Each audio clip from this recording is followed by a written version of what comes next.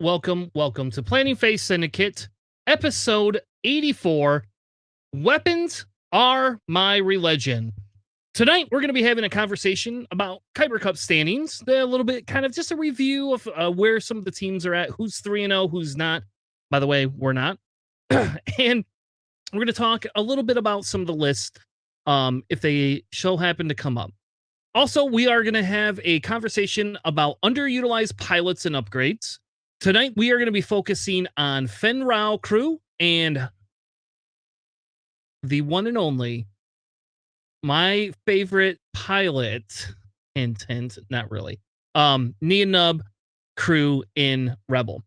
And if that is not enough, we decided to take on a new series. Our new Academy 101 series is going to be called List Archetypes, how they work, what's to do with them, and why you need them in your life. Tonight, I have a couple of guests joining me as JJ is out and about in Connecticut and not able to join us at least this week and possibly for the next 3 to 4 weeks because he's out traveling for work. But tonight, I have a couple of local favorites joining me right on mic. So let's, without further ado, bring them in. Please welcome to the show, Benchman Warmer and second place side of the state, Alex from the Bench Warmers podcast. How are you doing tonight, sir? I'm great. How are you? Yeah, Bench Warmers for a reason. Where's that? You did that last week, so you got to come back and say Bench Warmers for a reason. Yeah, we're living up to our name. Just got to say that. Also joining me is the one and only Corey, the flannel man himself. How are you tonight, Corey? I'm doing great. I like your displays in your background. You looks like you set those up since the last time we had you on. I don't remember you having that many, that big of a display. Oh, maybe.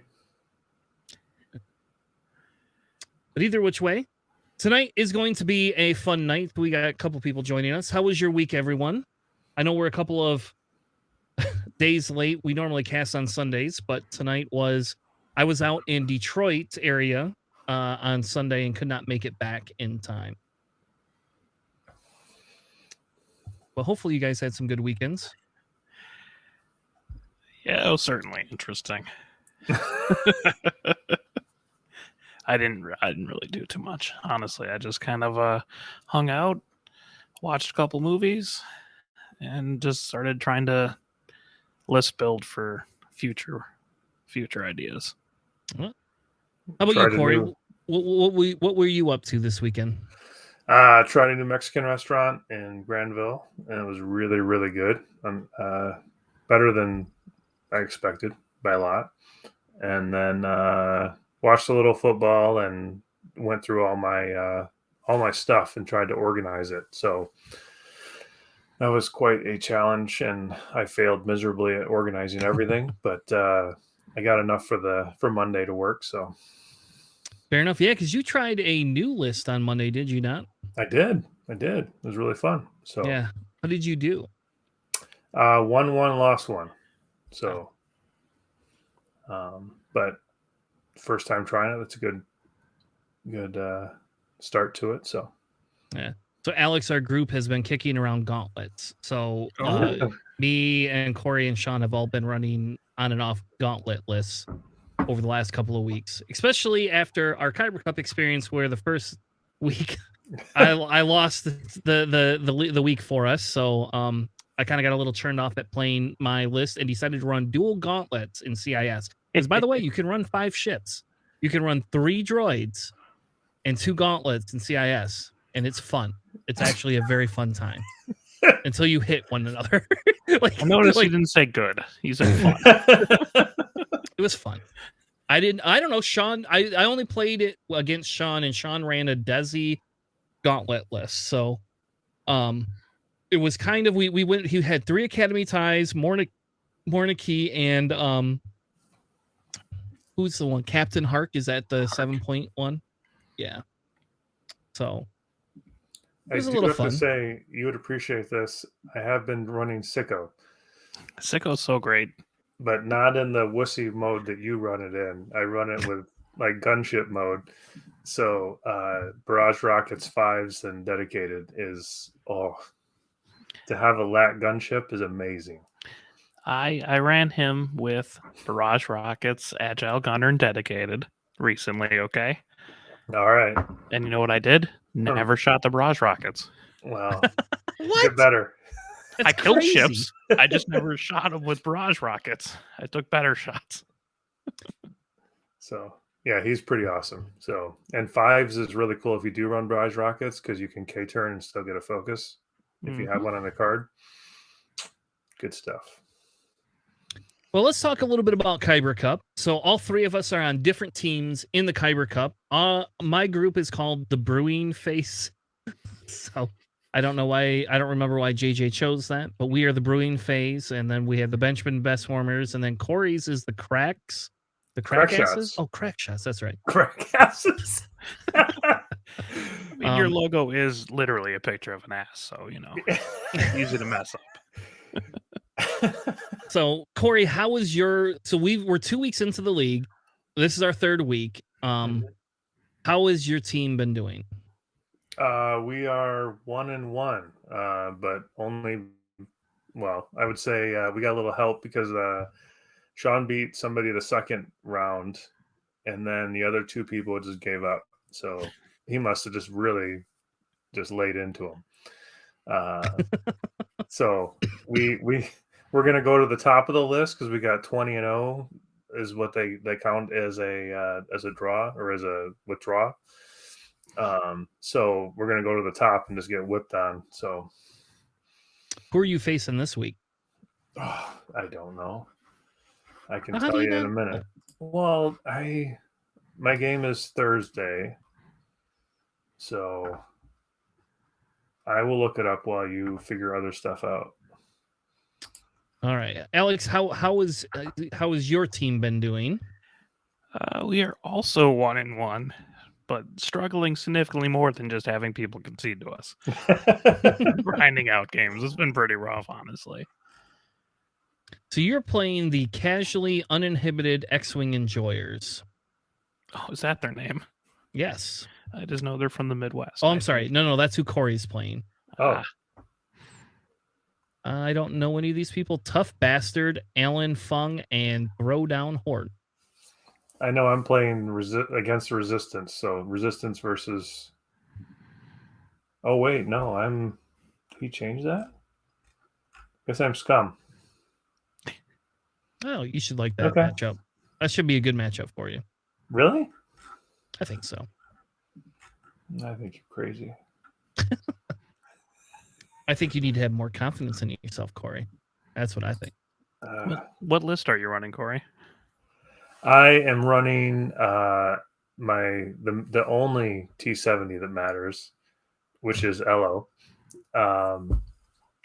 So Elo with R2D2, Crackshot, of course, or no, Predator and Heroic, and then Tally with Crackshot, Predator, Ion Torps, Kaz with all the tons of upgrade version, Zay, and everyone's favorite ship, Fin Pod, with a slight alteration because I have expert handling on them because, you know, positioning is everything. Yeah, there you go.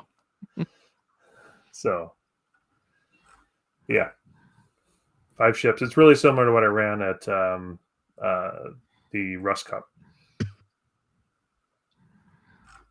Well, our team is 1-1 as well. The first week we had 2 losses and 1 win, and then last week we had 2 wins and 1 draw. Which, by the way, just so you all know, draws are draws. You don't roll off. So, yeah. So last week was a good week for our team for the most part. I went 20-10 against Soko, and then JJ had a pretty decent showing with his Vader squad, and then Brendan they ended up tying the last few minutes of the game, unfortunately. And he just wasn't his Kyle just wasn't able to do enough work.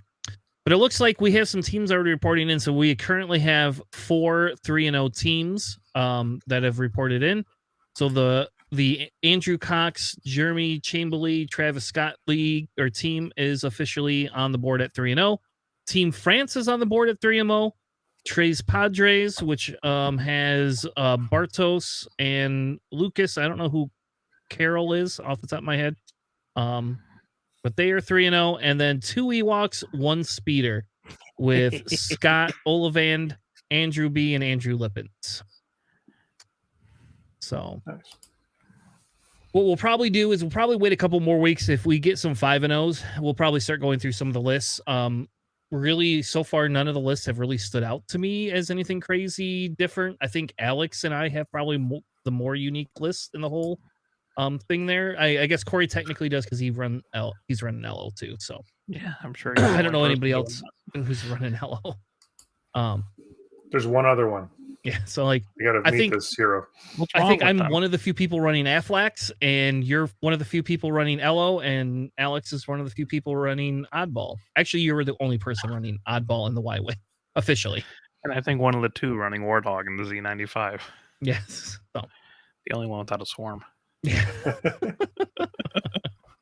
Yeah. So anyway, so that's kind of where Kyber Cup is. If you watch some of the streams, Scott has been streaming Kyber Cup every day. They haven't had a lot of people post their stream games, so we haven't been able to pick any up. There's a possibility I'll have one on Friday.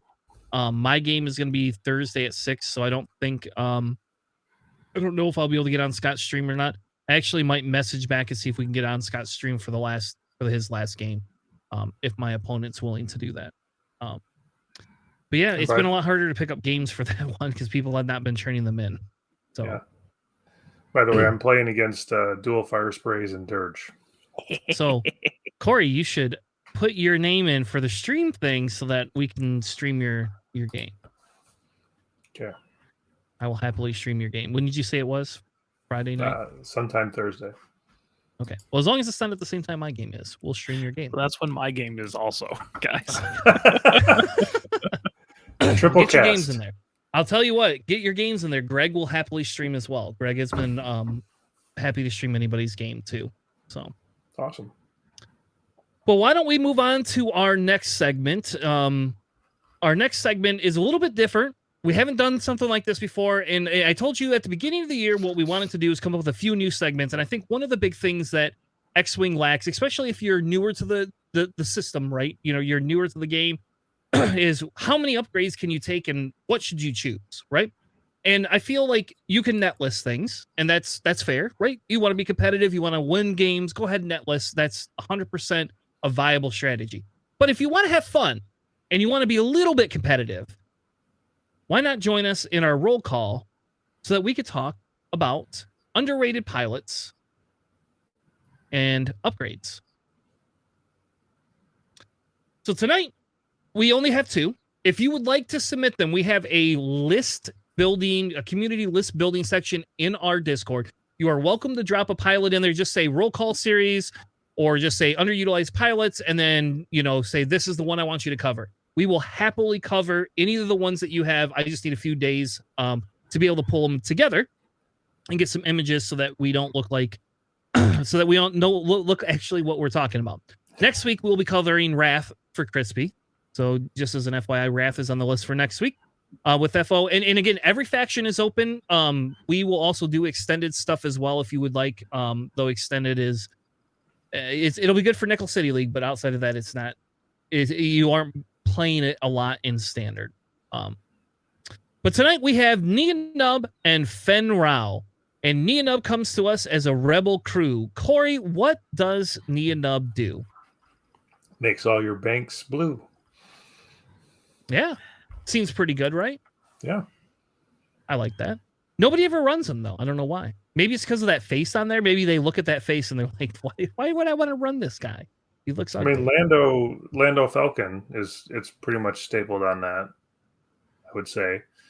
But yeah, outside of that, you don't really see it much. The other one that we have is Fen Rao Crew for Rebel and Scum. And Alex, can you tell us what that one says? He says, before a friendly ship at range 0 to 2 engages, if its revealed maneuver is 1 or speed 1 or higher, and there's an enemy ship in its front arc at range 1, that friendly ship may remove 1 non-lock red token. So basically an Ion token, right? Or is Ion technically orange? Ion is Red. Ions are red, but you can do So- that. You can do stress, strain, deplete. Yeah. I think So that's it.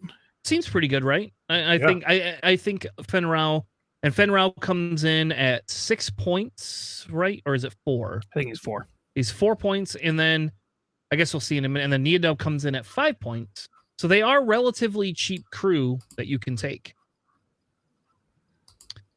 So guys, what I did is I built a few different pilots out. So a couple different ways. And I will tell you, Han Solo is probably my favorite pilot right now in Rebels. So those were the ones. That's what we chose. We have one Lando and a couple of Han Solo. So the first build out I have is Han Solo with Neonub, Blaze, Bistan, Tactical Scrambler, because I had 2 extra points, and Millennium Falcon. What are you guys' thoughts? I think Baze is a little bit underrated. I think he's very good on something like a Millennium Falcon, specifically Han, like that. The ability to do something like bump and get multiple focuses for something that's cheaper than Perceptive Copilot is very good. And with this and Fenrau, you're pretty much guaranteed to remove the stress that you're getting from Baze for extra focus tokens in that build out. Yeah, And so that was kind of the idea. Is it's a very aggressive Han. The Tactical Scrambler, you could choose to put on there, elusive. You could go with Predator. You could go with a couple of other different options if you really wanted. But the Tactical Scrambler idea was the fact that if you're going to go in there to get your focus tokens at range 1, and this build reminds me of Matt from our local group, because Matt likes to take his Han and get very, very aggressive with his Han. And so that was kind of what inspired it. So the idea would be is if you have Tactical Scrambler and you're in front of everybody gets to roll extra dice. So, and it's a big base, so as long as you don't get blocked and everybody runs into you, it seemed pretty good. Yeah, the only thing I would change a little bit, maybe, would just put on like Dead Man Switch instead of Tactical Scrambler, because if you're going to be range 1 anyways, you might as well make them pay for it. Yep, and that is another option as well. You could also, the second build that we had was changing out Bistan for Veteran Turret Gunner. I'm not as liking of that model personally, but that does allow me to put the engine upgrade on there for the free boost if you would like, or the white boost, not free boost, but a white boost. And it also lets you take, again, you could take Electronic Baffle, you could take Tactical Scrambler, or like you said, you could kind of take like a Dead Man Switch. Yeah, the only problem with veteran turret gunners on like Falcons and stuff is that if you are using it, that means you're getting flanked, and that's very bad. You don't want that. You want to orbit around things. You don't want to be like diving right in there like that. All right. So the next build that I had was with Han Solo with Fenrau instead. And the idea would be is you have Contraband, Blaze, Bistan, and it does kind of the same thing, except for because it gives you that extra point, you could take the Contraband. You could also take FTC if you would rather. You could also take Engine Upgrade. That was another one. But you don't have enough points, unfortunately, to take that Trick Shot. But my assumption is if you're diving in there to be able to get at range 1 with Fenrau, what it does is it kind of says, hey, I can get in there as aggressive as I want, take my focuses with Blaze, and just remove my stress right away. Mm-hmm. And then I'm able to double tap ships. And I only have to have 1 ship at range 1 to be able to get rid of my stress. The other build was with the Veteran Turret Gunner, which then does allow you to have Trick Shot. But again, I don't know if that's any good or not. So, yeah, I think one of the things with Fenrau in particular is looking at what I've found, because I run them on U-Wings, which I love because you just stop and then the U-Wings fire and they lose all their stress and they can stop again if they want to.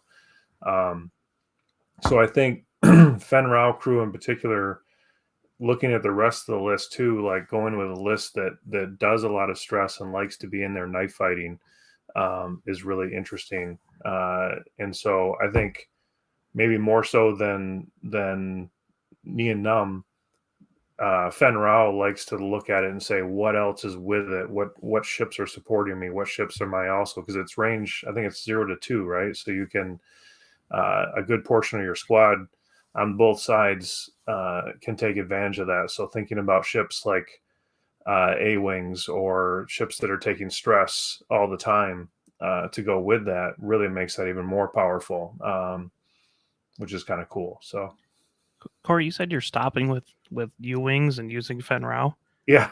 Because you can't do that. You have to go with speed 1 or higher. Oh, I'm sorry. It was so sorry. You're right. It was during the chaff cloud. The okay, how did I do that then? Maybe I cheated. I'm trying to remember now. So yeah, now my face is turned red. So I guess it caught me again. So I'll have to look. So, but U-Wings I find is a good place for them to pull the stress off. But you're right, you can't stop and use it. So thanks. Sorry. No, you're fine. You're fine. And then kind of the last build that we had with the Nien Nunb was the Lando build that Alex had. And what did you have on Lando, Alex? Well, for Lando's ability works really well with like Nien Nunb, because after he does a blue maneuver, you could basically choose any 1 0 to 3 to do another action. And that makes all the banks on the Falcon blue, so you can have this wealth of options. So in this case, we just did with the standard double tapping Perceptive Co-Pilot Bistan. Do a blue maneuver. You can target lock and double focus and get double mods off the first shot and a single mod off the second one, or focus boost and still get 2 shots, or evade and focus if you want to try to be tanky and still also get offense in. It's pretty versatile, I think. Yeah, and I think with this build, so Corey, when we had the newbies that joined us on Monday, this actually probably would have been an easier build than that Han that we had, because you only got to remember to coordinate. That's it. Yep. And everything's blue for the most part.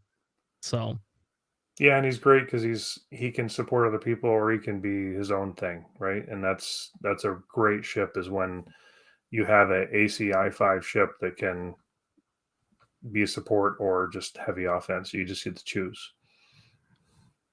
Yeah. And I really like Lando. I did not know about Lando's ability until tonight, so I learned something new. So Lando can go under another pilot that is very underutilized. Yeah, I think he's fallen off lately. He used to be pretty... You saw him pop up here and there, just occasionally. It depends on how much hand-holding you want to do in the Rebel faction. Yeah, I think the big thing is, and before we get into Scum here, and we're going to get into Scum in a second, but before we get into Scum, I think the big thing with like the Han versus Lando discussion, right, is they're both 8 points. You'll get 1 more point. That's true. You do get the 1 more point, but Han gets the rerolls. So Han just has to be by objects, and he can reroll his defense dice all day long, every shot. And I will not tell you how many times that holds up under fire.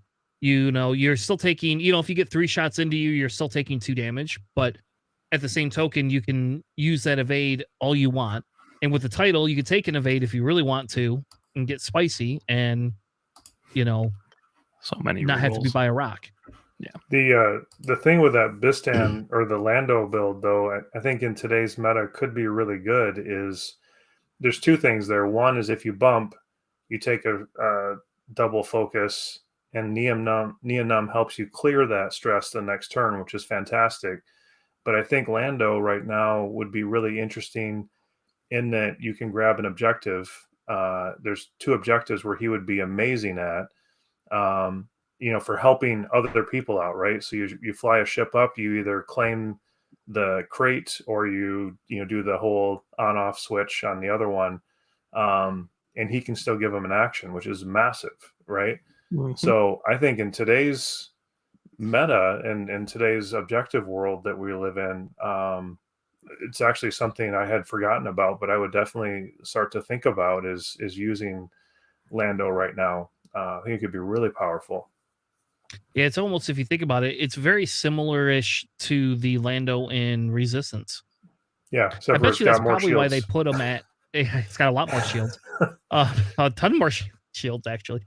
But I wonder if that's why they put the Lando in Resistance at 8 points to mirror this.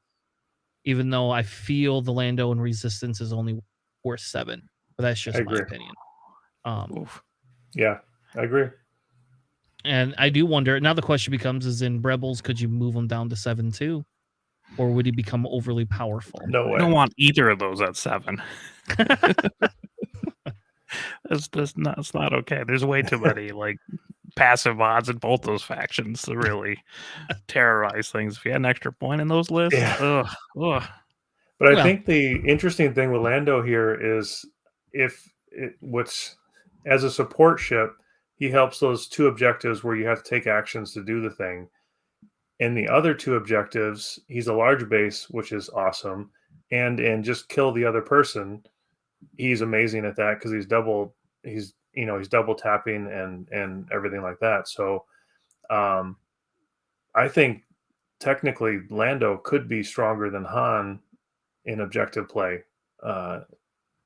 From all that being said, because he can switch from support to the other. yeah, we'll have to list build with Lando a little bit, because I do wonder, like, especially if you're putting like Keo and Tycho in there. I mean, that's only 7 more points. That's puts you at 15. You still have 5 points. You could put Ahsoka. You could put an X-wing in there. Um, you could do 2 Y1300s and a U-wing. I guess you could do that. That's 100% feasible. I mean, Um, Wes or Boy Wedge would be some pretty good options at 5 points. yeah, and I think, yeah, especially if you go with Boy Wedge, right?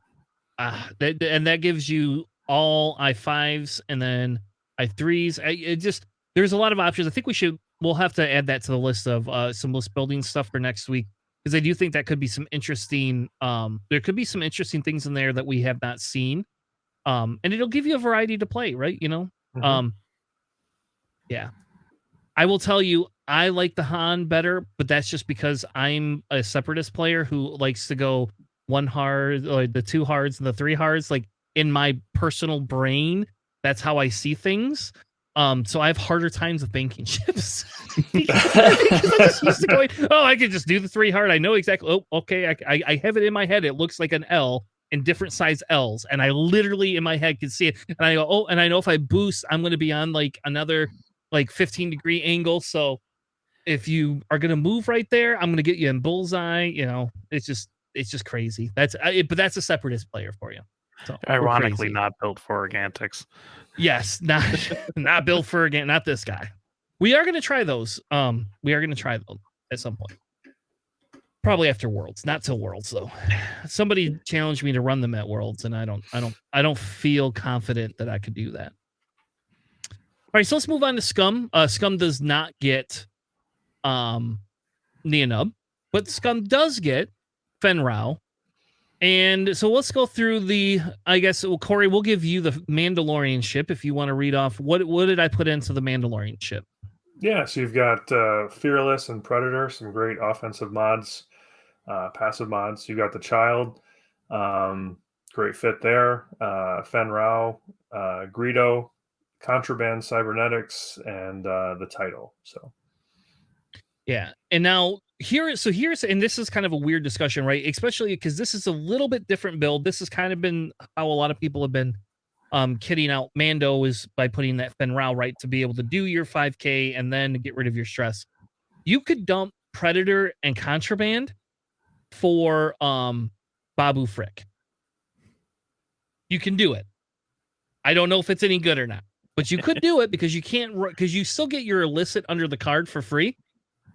So you technically still could take your FTC or your Contraband. You can technically do that. the thing I like about the build you've got here, though, is that technically, if you don't clear your stress with Fen Rao, you still have the Force, Fearless, and Predator, and so you're like, okay, I'm stressed, so what? Which is pretty awesome, And then if you aren't stressed and you do like a 1 hard turn or something like that, you still have all those things online. And then you can use Fen Rao after that. So I think there's a ton of passive mods that Fen Rao is kind of almost in a way a bonus for helping clear that stress when you can, but you're not really out if you don't. So I think it's really strong. Yeah. And I feel this is the aggressive build. You can also run the elusive, right, instead of Predator. I just like Predator better, especially because those things can do barrel rolls. So you could contraband and then, do your barrel roll action as well to get into a bullseye, which I had somebody, I don't remember who it was. Maybe it was Zach. Somebody did that to me into my one of my stupid droids. And yeah, at range 1, that droid did not live. So we'll just put it that way. Not only that, you can barrel roll, link it to an evade, and then clear off the stress with Fen Rao, which is really funny. Yes. Yeah. Just crazy. Even more disrespectful. Yes. Yeah. That's awesome. All right. The next one is my Dr. Afra build. Alex, you want to read that one? Yeah, I got Dr. Afra with Jamming Bean because it's free. Fen Rao, of course. The Child. BT1 to turn hits to crits when they're stressed. Contraband, Overtune Modulators, and Tactical Scrambler. And the Houndstooth title, I guess, out of disrespect to. That's because I can. I always put that on there. I don't care. I put it on there even if I don't run the Z95, just so you know. The ship is called the Houndstooth, and you can't tell me otherwise. Yep, it's not a YV. Yep. It's like in this one again. There's a couple of changes. You could use Babu Frick, right? The only difference here is you're not going to be stopping and getting rid of your stress, right? With Fen Rao, you just can't do that. Right, Corey? Right. Like yes, Corey. Yes. Thank you. No wonder we're better. We just cheat. So, you're killing me here.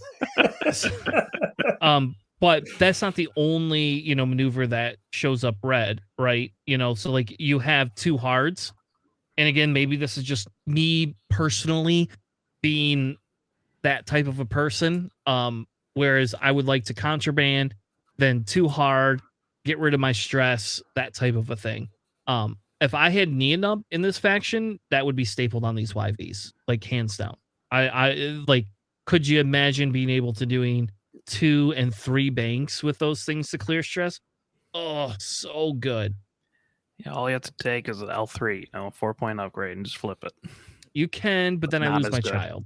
Yep. Yeah, that's the problem. Yeah, I was going to throw out. Oh, go ahead. Nope, go ahead. I was going to say, me personally, I'm not a huge fan of the child, but I know some people love him. My only change to that would be removing Tactical Scrambler and changing the child to Ahsoka. You still get your force, but in the chance that you have to turn away from something with Dr. Afra, you could use your force to help somebody else out. But you're not giving them the free target locks. So that would be my only tweak to that. But normally I would say I'm not a fan of overtune modulators, but I think with Fen Rao, that's a really cool pairing of the two. Because normally I'm like, I don't like the idea that you could be constantly, getting hit with overtune modulators, the negative side of it. But with Fen Rao being able, you can get rid of that, right? I'm not crazy. I'm not cheating. So I think that's pretty awesome to be able to have that option there. So that's a really cool build on that side. So I'm a fan of Ahsoka crew, just because I think having that option of a support crew as well, if you need it, is kind of cool. Again, it's after you do a maneuver, right? So you can before you engage. Yeah. So you could do the support with crates and stuff like that, or something where you could give somebody an action, so a focus if they need to. So it does allow for that kind of support role in a very minimal side of things if you need to. And then you pop Overtune, so Ahsoka becomes a support crew for that round, and Overtune gives you all the calculates for your offense for yourself. Which is kind of sneaky to think that a YV could be a support ship for a round. Yeah. And I mean, the tactical scrambler is probably not being utilized very often anyway in Scum right now, because Scum is the weakest faction for anything other than 3 ships. So very rarely are you running a bunch of ships in Scum that tactical scrambler would be beneficial for. You could also put electronic baffle in there too. Like, you could do it. Then you don't have, then if Fenrow doesn't work, you can take your 1 damage and get rid of your stress too. What is actually super interesting is Forlom Crew, because you can start Fenrowing off those ion tokens that you get from them. Yep. Which is a super, like, I haven't seen that before, but you can do that. Freeze out a green token, start jettisoning off the ion, so you're not going to be ionized every turn. Yeah, and I think if Dr. Aphra had a talent, I think that would be extremely valid, right? Because what is Forlom? 4 points? 5 now. Oh, it is 5? Mm-hmm. Yeah, so it still really wouldn't matter. It still wouldn't matter. Because, yeah, you wouldn't be able to, it wouldn't really matter that much, because you could use, if you had it, you still wouldn't have enough for Notorious, because Notorious is 5. But that is an interesting build. I think that would be worthwhile to try. I again, we talked about this before on the show, but I think Dr. Aphra is actually one of the, like, best ships, like, in Scum, in my opinion, to start playing around with. Again, it's just really hard when you have Boba, when you have Boba, Boba faction. Yeah, it's the Boba faction. Yeah, Zach ran a 5-ship, our local Zach in our local group ran a 5-ship Scum list that I thought was pretty interesting. And having Gamut give Dr. Aphra extra tokens, so you're the whole double reinforcement crap and all that kind of thing. I think there's potentially some untapped stuff in there. You just got to find the right mix, and it's definitely not easy mode, but I think there might be something else out there. I was really intrigued with his list, and kind of encouraged to see that there was something there. So if some points do move a little bit, that list could become really, really powerful. And having 5 ships versus 3 would be, pretty awesome. My whole list smashed into Dr. Aphra. I was running Republic, and it took me 3 turns to kill it, with every ship being double modified shooting this thing. It was nasty. Yeah, and I think you're right. We need Scum to have some points move around, so that you have to make a choice. Do you want Boba, or do you want something else? Yep. Right? Because, I mean, we've had the same conversation, like, is Dooku worth it in Separatists at 6 points, right? But Dooku is not a building block like Aphra is. She is definitely a better building block than Dooku. But on the opposite side, using Dooku gives you 2 extra points in Separatists. And there's a lot you can do with that. You could get 2 outmaneuver ships, for example. I'm still not sold on Dirge, but I hear Dirge and 2 outmaneuver ships, and Dooku is performing extremely well in Separatists right now. In somebody's testing for Worlds, so that has actually become a contender of mine. Except for, again, I'm just not a Dirge fan. I'm just not a Dirge fan. Too little points. He's cool, but he doesn't have enough points in his catalog to do anything. I like Dirge. Sure. I do not for 4 points. I can take 2 droids and, like, have energy shells, and I can have an iron assembler that is worth 2 points that forces you to spend 3 shots trying to kill. There you go.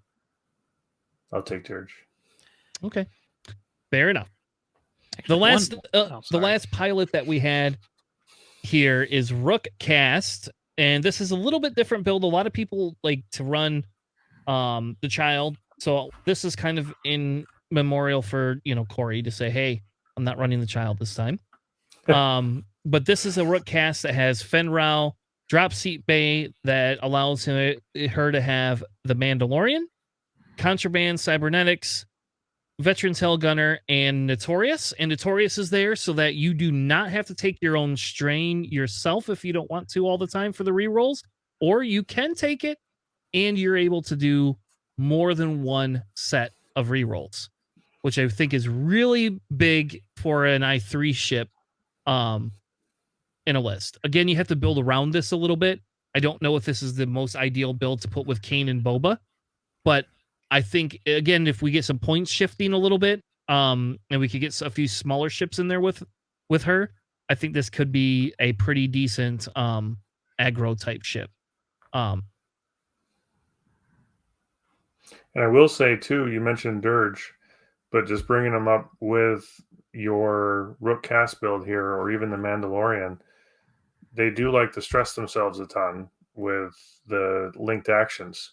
And I do think in both the Dr. Aphra and the Rook cast build here, having the rogue class with this, being able to pull that stress off and have a more open dial really changes that ship and makes people have to really think, do I want to be messing with Dirge, which, he's still an I5, he still can hit hard, or do I go after one of these kind of easier targets?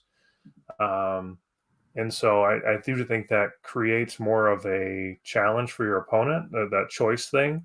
And then, like I said, Fen Rao really complements that rogue class quite a bit. Yeah, I agree with you. And it would actually be nice to see Dirge in Separate or in Scum be a viable ship. Because again, it's just that lack of, I mean, and Scum Dirge doesn't even get the title. Like he's not even, I don't even understand why not. Like, just give them the title. They both have 10-point, force users that they could take. I don't see that as broken. Personally, I don't see that as broken. I think you just crew, man.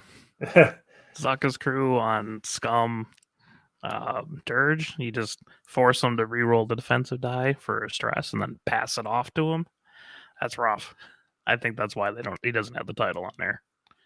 I think it's specifically because of that. Cad Bane can do the same thing though when Cad Bane gets the title. Yeah, Cad Bane. And Cad Bane's one more point and a bunch more loadouts. So I don't personally, if you're willing to invest that in Dirge, I think it's worth it. How about that? Right? Like, to me, I don't think it's broken enough that I would not want to do that.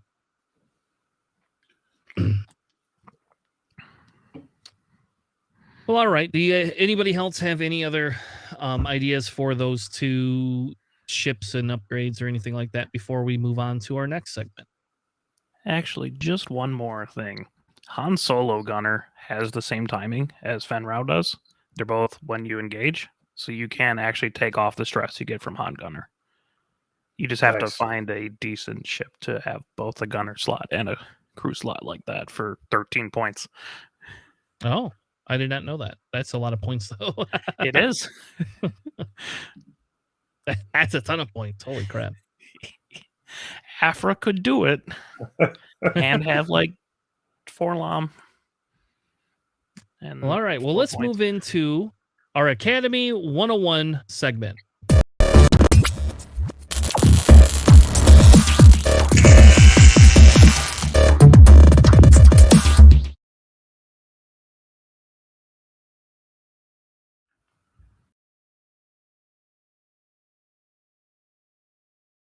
A series about list archetypes and how we can analyze them, right? So what we decided to do is we're going to build a whole series around it. We do have quite a few segments that I've been prepping that we're going to be talking about, because essentially what we want to do is we want to talk about, kind of how the lists are built, what are its strengths, what are not its strengths. We're going to talk a little bit about, what can you run with this list archetype and what makes it that way, right? We wanted to talk about the building blocks of the archetype, right? So we want to understand what's the philosophy for the creation of these different archetypes. We'll talk about scenario interactions. What's the best strategy for each of the archetypes, and we're going to also then actually break down the archetypes, whether the certain lists can cross into one archetype to another one. Like, for example, can it be a swarm as well as a beef list, right? So we're going to talk a little bit about that at some point.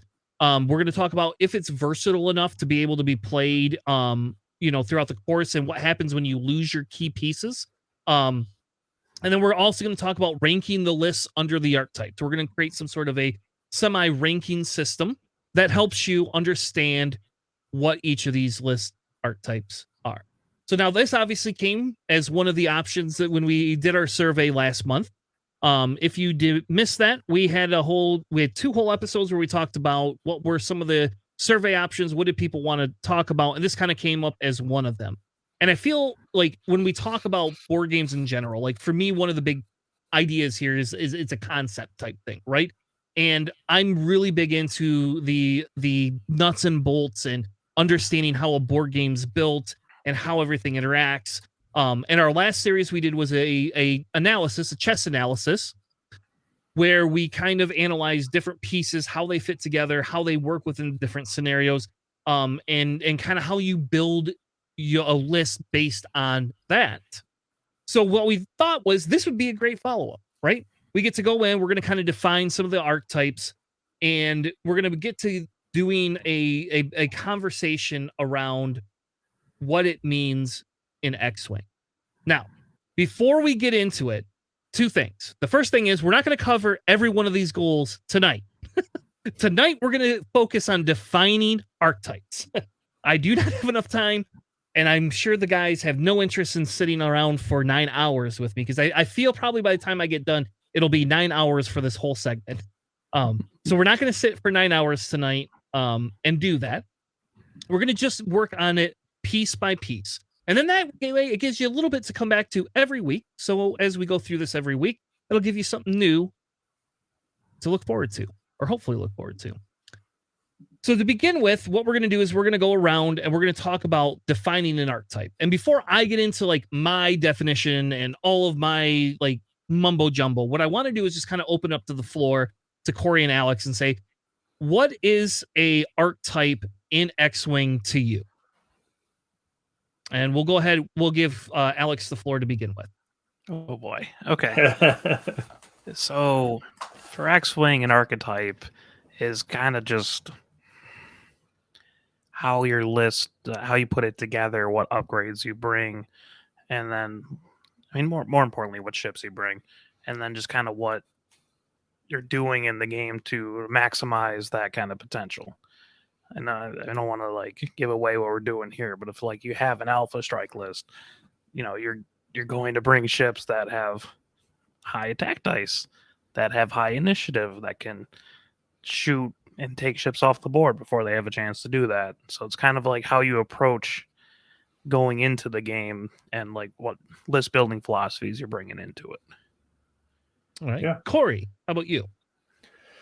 Yeah, I think another part to add to that would be kind of how do you want to play the game? What are you kind of good at, and kind of thinking about how that goes into it as well. So just kind of thinking about, what is my play style before I even sit down at the table? Are my ships going to fly together? Are they trying to do a bunch of different things? Is it a lot of kind of relying on each other type stuff? And so it's kind of the essence of the list, of how it functions together or apart, I guess would be the way to look at it. And is there certain ships that are needed or not needed in the list? All right. So my definition, so we have 2 different things. So if you go through and you look up the basic definition of what an archetype is, an archetype is the original pattern or model of which all things of the same type are represented or are copies, right? So it seems that's pretty vague. That's pretty vague. So I said, well, what if I put this in X-Wing terms, right? So to me, it's a category of a finalized list that defines its style of play, the way the list interacts with each other, and how it will interact with scenarios. If we go a little bit farther and we talk about what are board game archetype categories, and I know sometimes I lose people, so you guys can interrupt me and stop me if you feel I'm going a little off track here. But there is a prominent philosophy called snacks. And I specifically latched onto it because it's called snacks. And it's going to, by the time we get done with this, I'm going to need a couple of snacks because I'm hungry. I'm going to get hungry just from talking about this.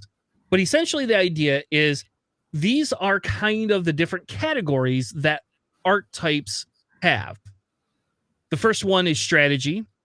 The next one is a narrative, arcade, knowledge, social. And again, these are very broad strokes in terms of how we define archetypes inside of archetype categories inside of board games, right? So our board game is not going to be all of those, but our board game is definitely a very social board game. You have to be pretty knowledgeable, but not Jeopardy knowledgeable. um, our board game has a high amount of strategy, in my opinion, to it, between the dial versatility, the ability to build your own list, which hopefully never goes away, and then the ability of how you fly your ship on the map, and interact with the other ships. Right? There isn't Right. really a narrative. We weight very low in that category, at least right now. And that is something AMG is actually working on, which I personally I'm highly excited about, even though our local group has not played any of the new scenarios yet. I have, and I like them. I think they're actually really, really fun. I think they're one of the fun. I think so far that is actually probably some of the most fun I've had outside of just winning tournaments in X-Wing, has been actually able to play those scenarios. I will say that narrative loosely could also be brought into a theme. And I have to say, I'm a sucker for themes. So, like, I gravitate towards certain pilots and ships that I like, not because they're good in X-Wing, but because, and some people do that more in X-Wing than even me. And so I think narrative could follow into that theme role. And there are people that are very driven by what do they like? What do they feel about the game? They want to do something that they saw, or there's a ship that they particularly like, even if it sucks. And so I think narrative is one of those things in X-Wing that some people don't even care about, and some people, probably go a little too far with it. But it does impact the game one way or another. So, and I think you're right. I think that's fair. I actually, now you mentioned that, I tend to gravitate in CIS towards Grievous, not just because he's good, but because I enjoy that character. From when my kids were younger. I've seen the Clone Wars movie and the first movie more times. I could probably quote Jar Jar Binks to y'all, but I won't do that. Please don't. Please don't. But like the Lat, for instance, is, that's a ship that I was waiting to come out in X-Wing for so long because I love the ship. And I want it, even if after the points thing that happened to them, I still want to fly that ship because I love that ship, and I will try and make it work. And I think that goes into that kind of narrative thing in my head of, it's a badass ship, I want it on the table. So now we talk a little bit about board game features, right? So archetypes have features. The ones that I found essentially that kind of came from the same place where Snacks came from, is there's a few of them, right? And essentially we have perceptual elaborateness, rules elaborateness, component granularity, symbolic elaborateness is essentially the other term for that, player interaction, and player control. And these are different features that are part of each of the different archetype categories that we could fit into. X-Wing, I think, personally crosses the barrier to a lot of these. And I think that's why people can gravitate towards X-Wing. And we could talk, we're going to talk a little bit about each of these different features, because I think they play into how these basic archetypes are built, that we have, right? So perpetual elaborateness essentially is the depth or volume of the game, right? So you have a low side and a high side and a low side. They talk about it being a quick sketch. So basically somebody drawing a stick figure. On a high side, we're talking about paintings, miniatures, set design, inside of that. So what we're going to do is now we're going to open up to the group, and we're going to, each one of these we're going to talk about, and we're going to kind of rate X-Wing on, I don't know, do we want to do a 1 to 5 category or 1 to 10 category, and where we feel they fit? We're going to do 1 to 5. I'm going to pick it for you since you're all quiet tonight. So with perceptual elaborateness, essentially how elaborate is the game, between a 1 to 5, 1 being low and 5 being high. Alex, where do you feel X-Wing rate its ranks inside of that? So obviously there's no painting the models or anything like that. You don't have to assemble them yourselves. So that, it's low depth in that perspective, but there is like, a lot of, I don't know how in depth you want me to get, but like, there's ships that go well with other ships. So there's kind of like a lot of depth to just figuring out where to start for whatever list you want to play. But yeah, I don't know. It was 5 high. It's 5 like high Yes. depth in this. Yeah, so Probably like 5 I would consider like a Warhammer. Gross. I would consider 5 like a Warhammer-esque. I think Warhammer is probably one of the most elaborate games that I've seen. There's probably a few more that I just don't know about. But in my world, that's what I think of. Yeah, so probably like a 2 or a 3, depending on like what kind of normal game. It's not like Monopoly, right?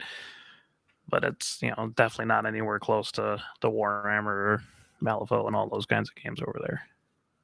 All right, Corey, how about you? I was leaning towards a little bit higher than that, just because of the amount of interactions. And I guess it depends on how, if you're going competitive and you need to know everything in a sense in the game, besides our player Matt, who doesn't know anything and still plays. Most people who are competitive try and understand most of what's out there.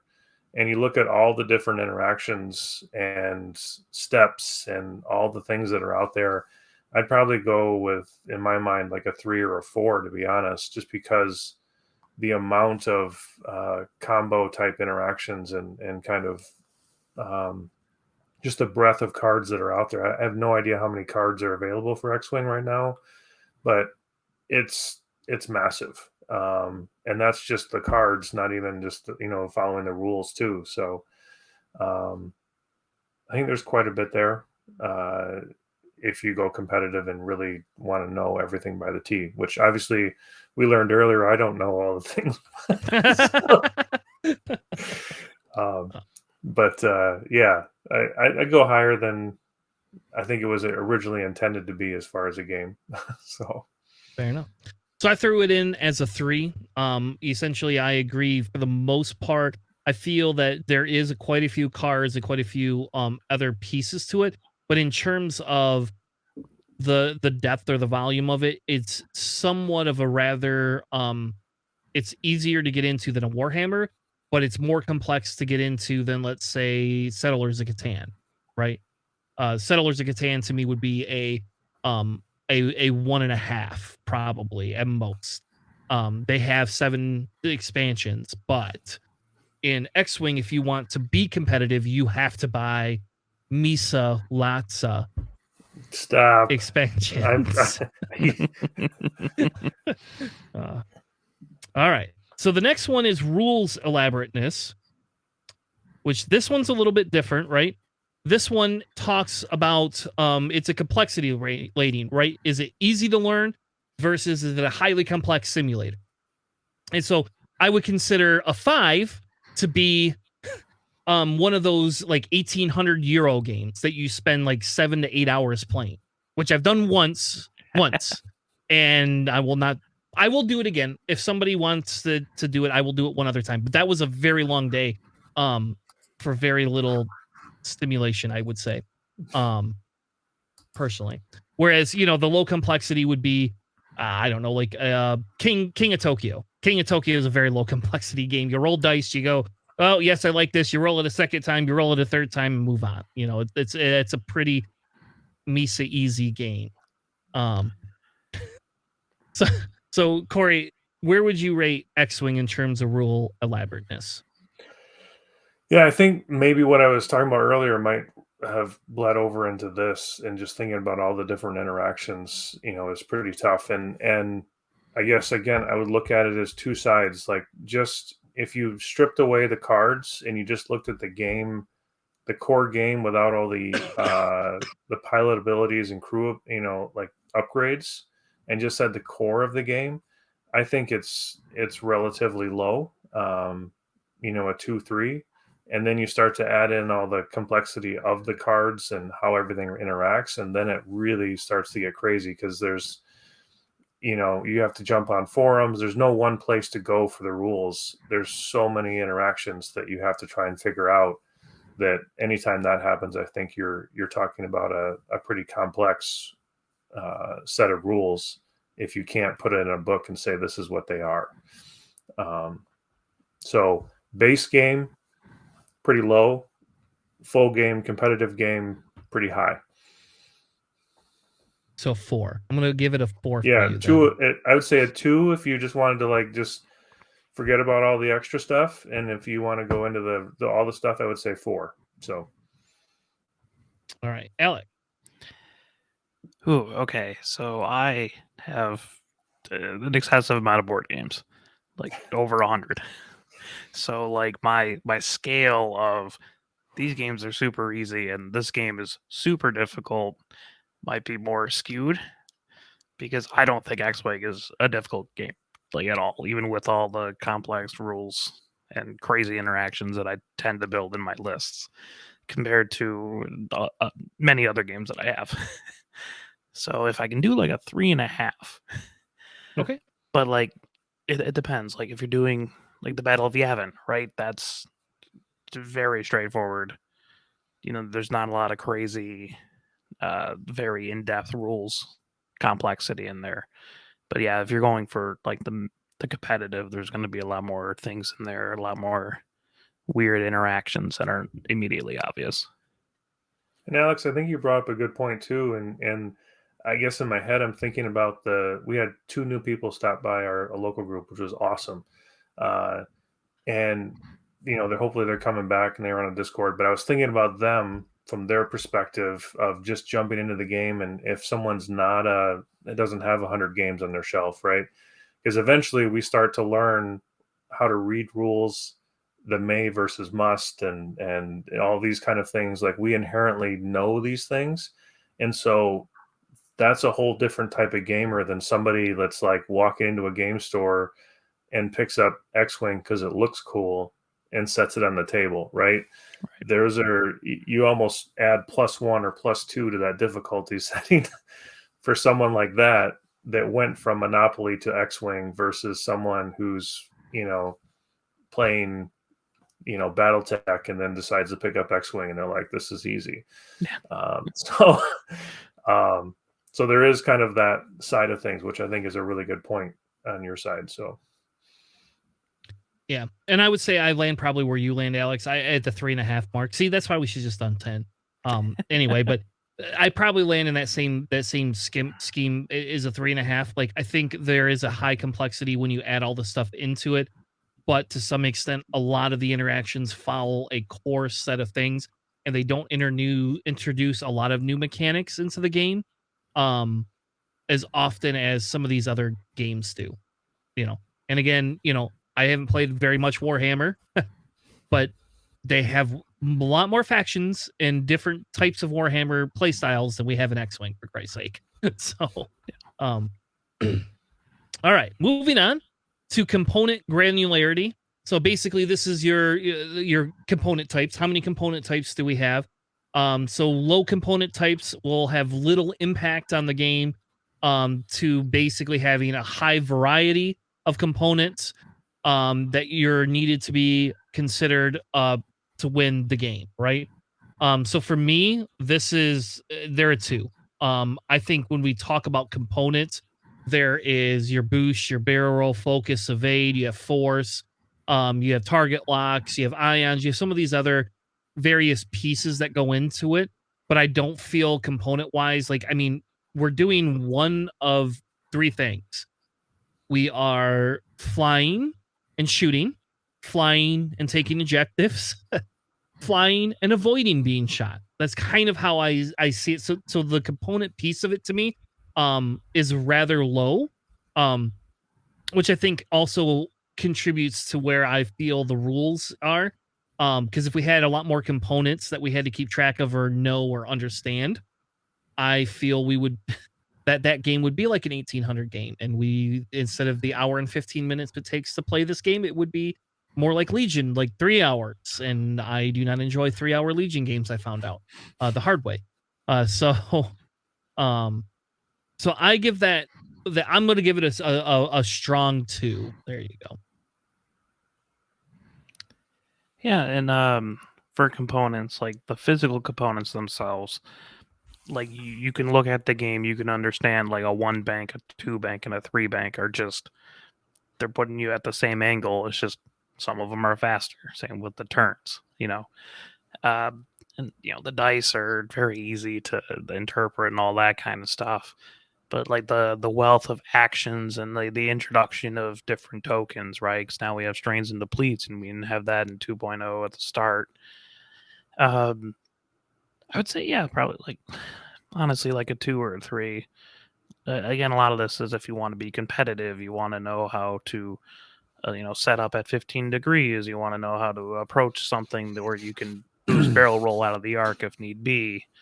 What kind of maneuver would be the safest for road rules or something like that. So I think, I'm leaning more towards a 3 now that I say those things.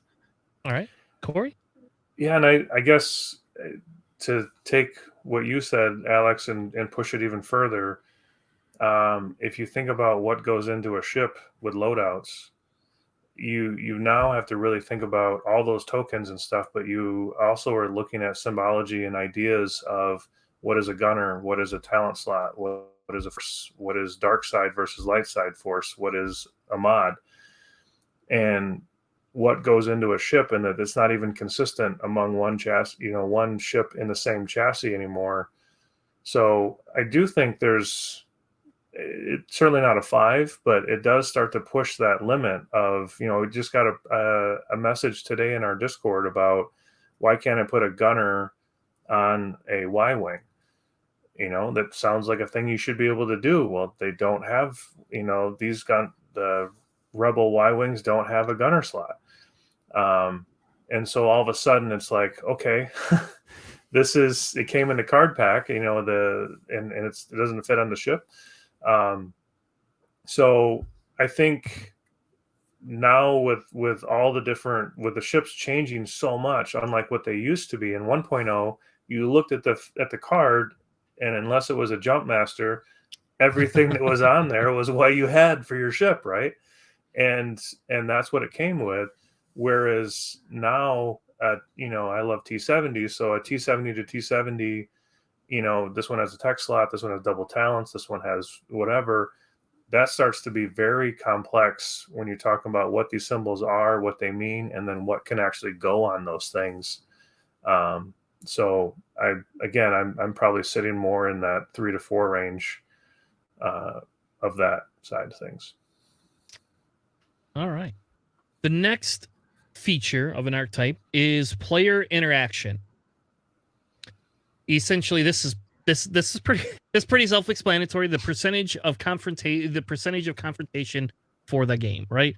A low confrontation versus direct confrontation. And when I talk about direct confrontation, I don't mean it in a negative way, like I have to confront you because Corey can't remember that you can't do a stop, and he did a stop and try to remove the stress type thing. Fight him.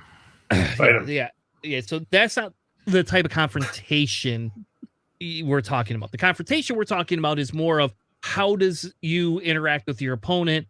How much do you have to talk to them and understand what's going on? To me, this is up there. This is a 5. Like, to me, this is a very high number. For me, I would say, again, I would say this is a 5. I'm just gonna say that there is a high complexity because there's a piece that I actually despise about X-Wing, that I'll get to in just a second. And if JJ were here, he would just be laughing right now because I've complained about this component of X-Wing for a while. But the ability, you have to know what your opponent's running. So you not only do you have to understand everything your opponent's running, you have to be able to talk to them. You have to be able to interact with them as things are going on. You need to be calling out your plays, right? In case you make a mistake where you say, hey, I dialed in a 3 bank, and you look at it and you're like, shoot, I dialed in a 2 bank, got to redial that back. You got to remember all these other features. Plus, it's a very social game to me. You're not sitting across the table unless you have an unpleasant opponent. For the most part, you're sitting across having a conversation with somebody too. So you have that piece of it as well.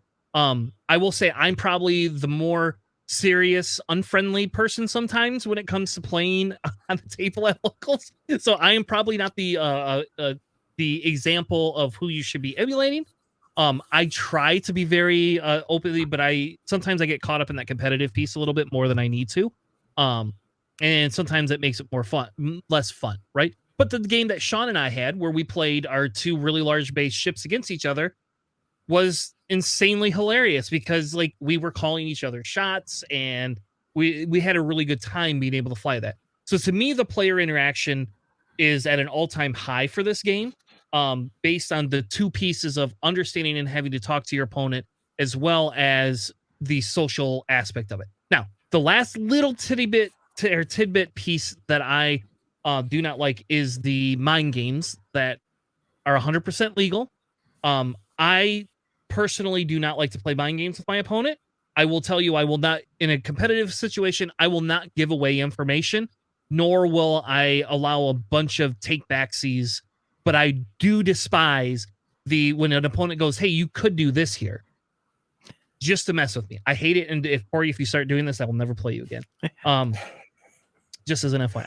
But that like for me, that takes away from the fun of it. But that also does add to the complexity rating, in my opinion, of this game. Because in chess, you don't talk to your opponent. If you were sitting at a chess table telling your opponent you think they should do, H2 to M4 or whatever, you're gonna get shot. Someone's gonna shoot you. You're not walking out of that chess tournament.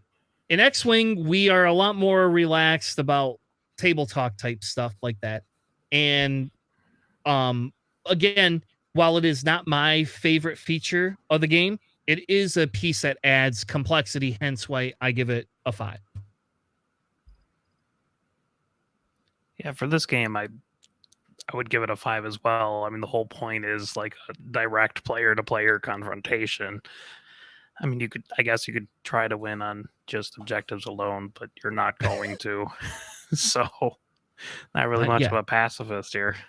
Come on, AMG. People have tried, and they lose pretty easily.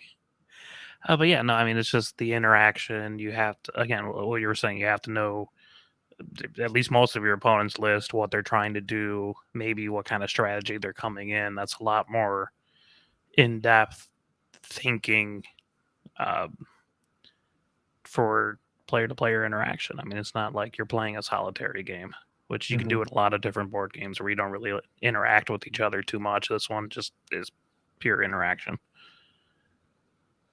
Yeah, I would say even taking it further, I mean, think about when you have 2 5-ship lists that smash into each other and sit in the beginning in the middle of the board.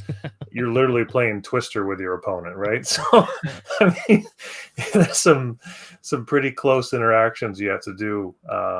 So I do think that's, for the most part, actually one of my favorite things is talking with my opponent when I'm playing, through online, being able to play people from all over the world, but on the table, mostly because our community is so good. It's a joy when you get done with a good game, and play them. And you just almost feel energized, from it. So this can be a really great thing to have this kind of interactions, even for someone introverted like me. Because of those interactions, it can be really great. So, but the flip side is if you get somebody who is a jerk, it can just rattle you to the nth degree, right? Like that, it can go both ways.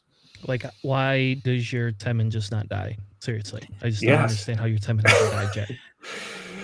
Yeah. What if I'm disrespectful to only a select group of opponents, like Zach, who I yell at if he forgets triggers?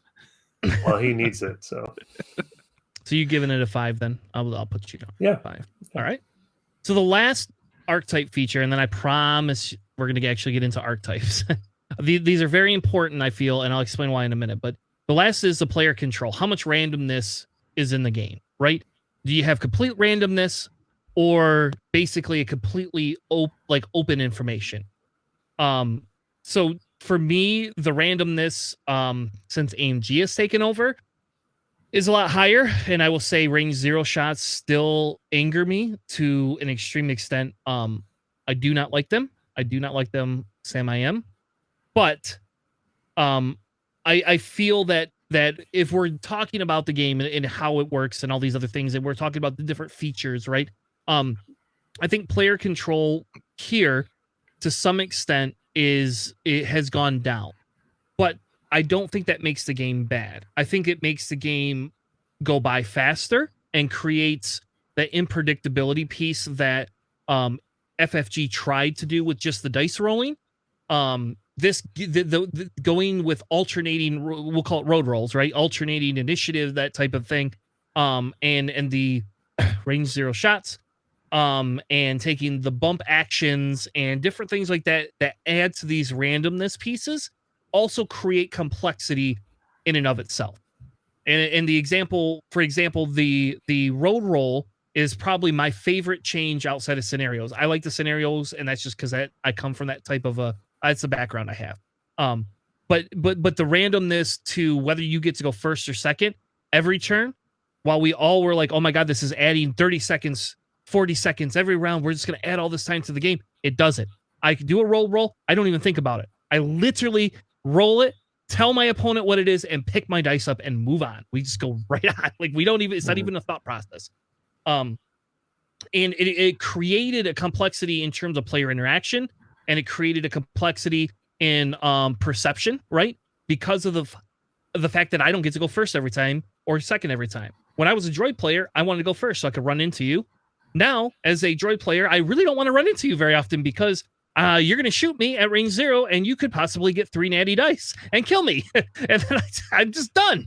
Whereas in our old world, we didn't. And I will personally admit, I struggled very hard at the beginning of 2.5 with it. That was that was the bumping and the block formations, and that was what I learned during the pandemic for X-Wing as a play style strategy. So when we go back up a little bit to your archetype, pieces, like that was my play style, right? I did that on purpose. There's a reason I play Empire and Separatists a lot, is because of that play style.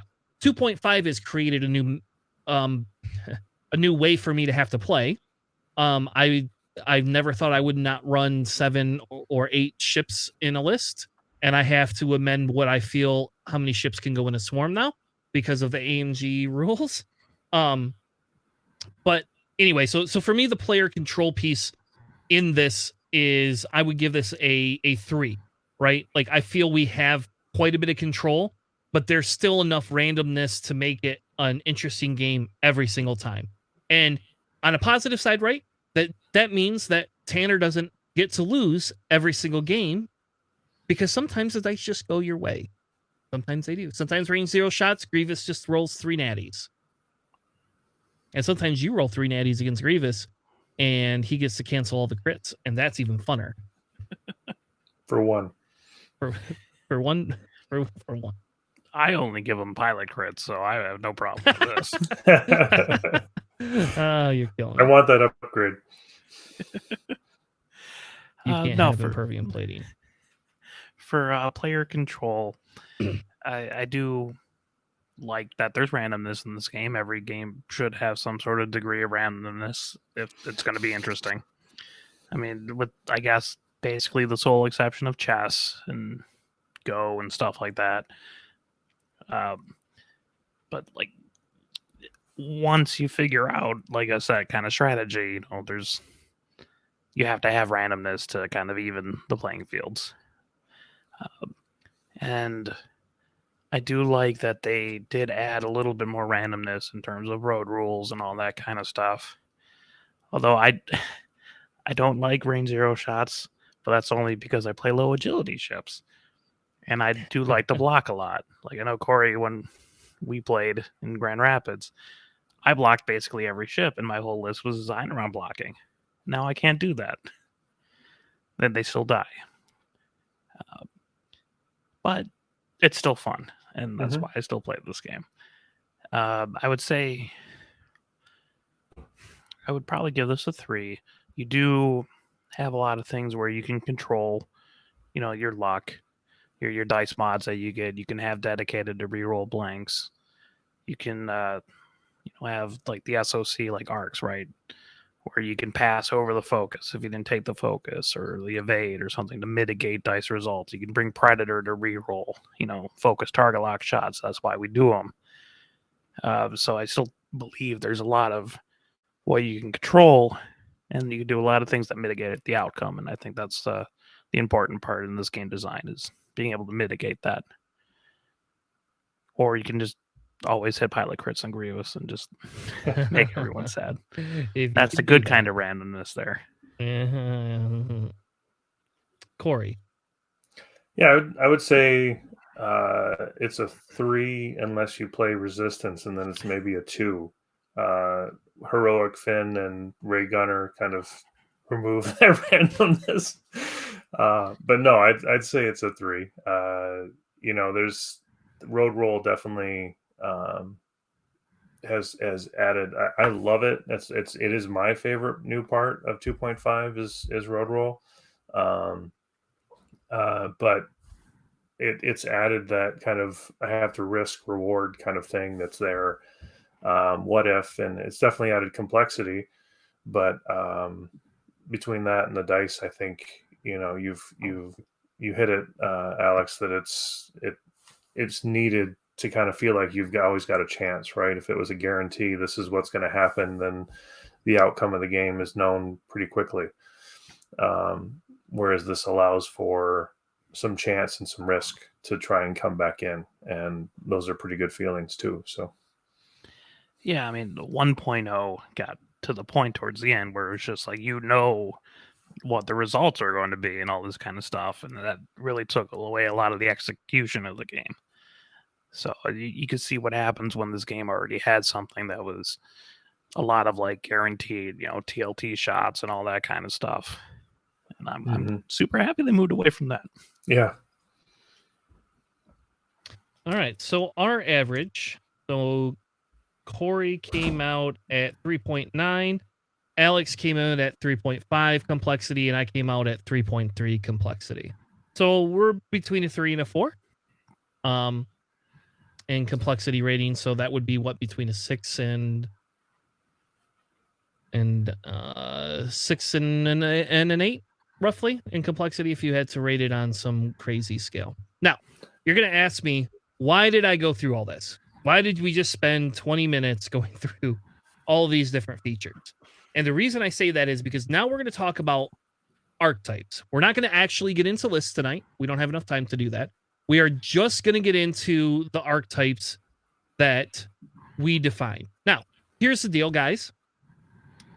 I have 6 archetypes that we kind of fleshed out.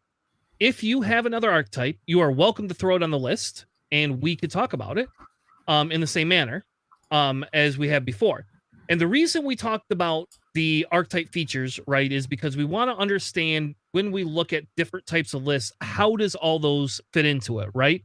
And when we talk about the reason that we did the rating is because if we say the complexity rating is a 3.5 out of 5, and your list comes in and we start rating lists and we go, okay, well, based on perceptual elaborateness and rules elaborateness, is this list easy to fly? And again, for example, back in the day, you could fly 5 Jedi Knights with CLT. And that was the only upgrade I think you could take on those. You could fly 5 of them. And the rules were very, very limited for those because you just flew. You had a force suspend if you wanted to take a second action, like the booster barrel, or you saved it for offense or defense, right? And like it was very basic. Whereas you could nowadays you can't run that list anymore. Unfortunately, that was actually one of my favorite. That's what got me into Republic was that specific list. I literally own like 6 Jedi, just because I like that list so much. And Matt hated when I ran that list. He hated that list when I flew that against it.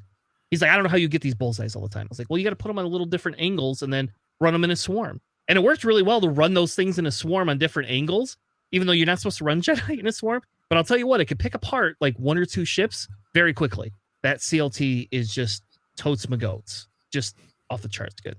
Anyway, the idea is when we talk about these list archetypes, right, we have to have some sort of be able to give these things different ratings, right? Because when we talk about new players coming into the game, or players that want an easier experience. We want to be able to go, okay, this salad list type in this faction equals this type of a ranking, and it's easier than this, you know.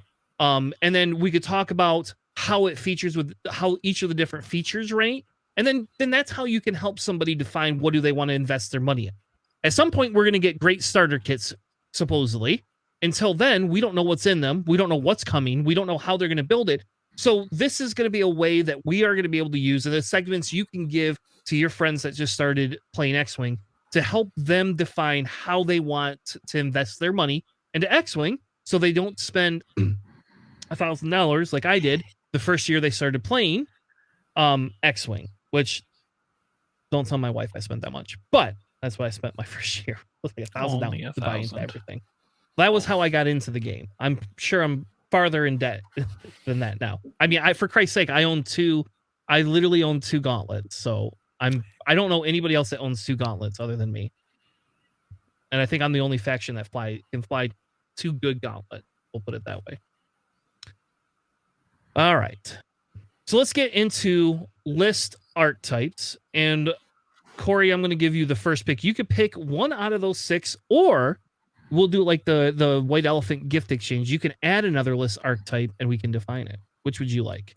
Well, I'll add one later once we define these. Okay. So I'll take salad because it's yeah. Give me salad. Give me salad. I got a lot to say about that. Yeah. Yeah. All right. Well, I'll go. The All right, list I run. I'll take beef. So my second favorite is probably beef. In that I like to have some ships in my list that aren't going to just wither away. I'm not a droid player. And so I'm looking for ships with the beef side of things that, can do lots of stuff. You mentioned being able to maybe have multiple mods, have force crew on like crew cards that give them extra ability. A lot of the Lando Han stuff that we talked about, the arcs in Republic right now, I would say are definitely beef ships. Like they can just say, I'm not going to take an action and you aren't going to kill me this first round usually. I look at ships in that beef list, or the list itself can be beefy just because it spreads around damage, right? So you're not able to just wipe something off the board. Rebels are pretty known for that, for having that beef. And really it feels like scum right now with the 2 ship and Kanan is a small ship count, but a very beefy type list where it just takes a ton of ships or attacks to take that list down before it starts to lose its capabilities, is kind of how I think. Yep. And that's kind of what we had put there. It's close to an ace build, which we haven't talked about yet, but it has some consistency with an ace build, except for usually has the medium and large base piece to it, or pieces that have a lot of health. Back in the day when you could run shield and hull upgrade on a T-70, that I would all of a sudden consider that. I would not normally consider an X-Wing a beef ship, but when you could run a shield and a hull upgrade to give it 2 extra health, that's a beef ship to me. Yeah. Can't do that anymore, unfortunately. That's probably good we can't do that anymore, because Corey discovered that and nobody else is flying that. And I just can't even imagine trying to kill them anyway. But to kind of go back to the list, essentially will have a lot more loadout value. There's going to be a higher loadout value to it, which will allow you to maximize what Corey was saying with the extra mods, the complex or intricate abilities that it has, and will work very well, being able to have great engagement with some of the other ships. Anything else you want to add, Alex, to the beef discussion? I feel like beef has a lot to do with like efficiency in terms of health, to like whatever you're doing. It's just like U-Wings, for example, are incredibly efficient ships, and they're kind of a pain to kill just because they are a little bit beefy. Mm-hmm. And you're not going to one round them. They have 8 health behind 2 dice, so it's like well, what are you going to do to handle this? So that's just health efficiency. I think is really big in beef chefs.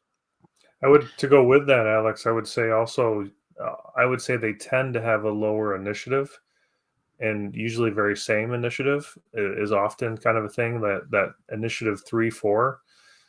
I feel like is a very beef centered initiative band. Um, is a is something to often see it. Not doesn't always have to be that way, but that's definitely a trait that I tend to see in that is not the 5s and 6s. Right. But also, like, there's like, I don't know, is relative beef kind of a thing? I don't know, but like the boy like Mauler, the boy TIE fighters, they have 4 hull behind Hmm. 3 agility, so they're beefier than TIE fighters. I wouldn't say they're like beefy ships, but I don't know. I'm just saying, like, would you take Wampa with 4 hull over Wampa with 3 hull? Yeah, of course. Right, but it's just that they have the high agility. Like the higher the agility, the lower like your total health can be, and still be like a beefier kind of ship. That's what And I'm I trying to think, get out.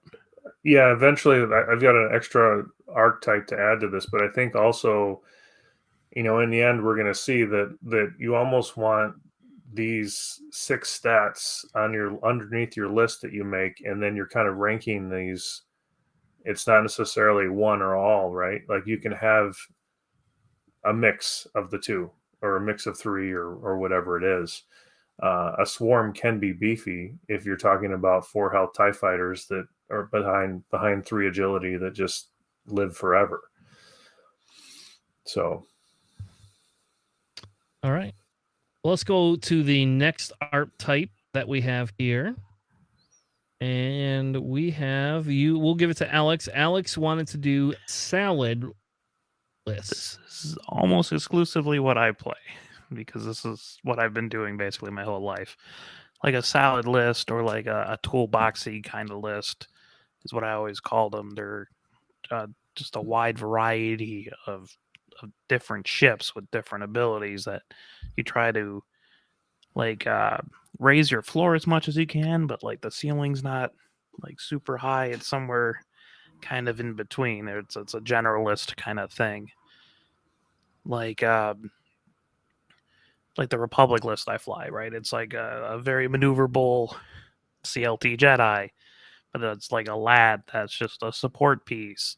And then you'll have like an arc that is generally beefier, and then you'll get like spike damage from proton torpedoes and a Y-wing or prockets from a Z95.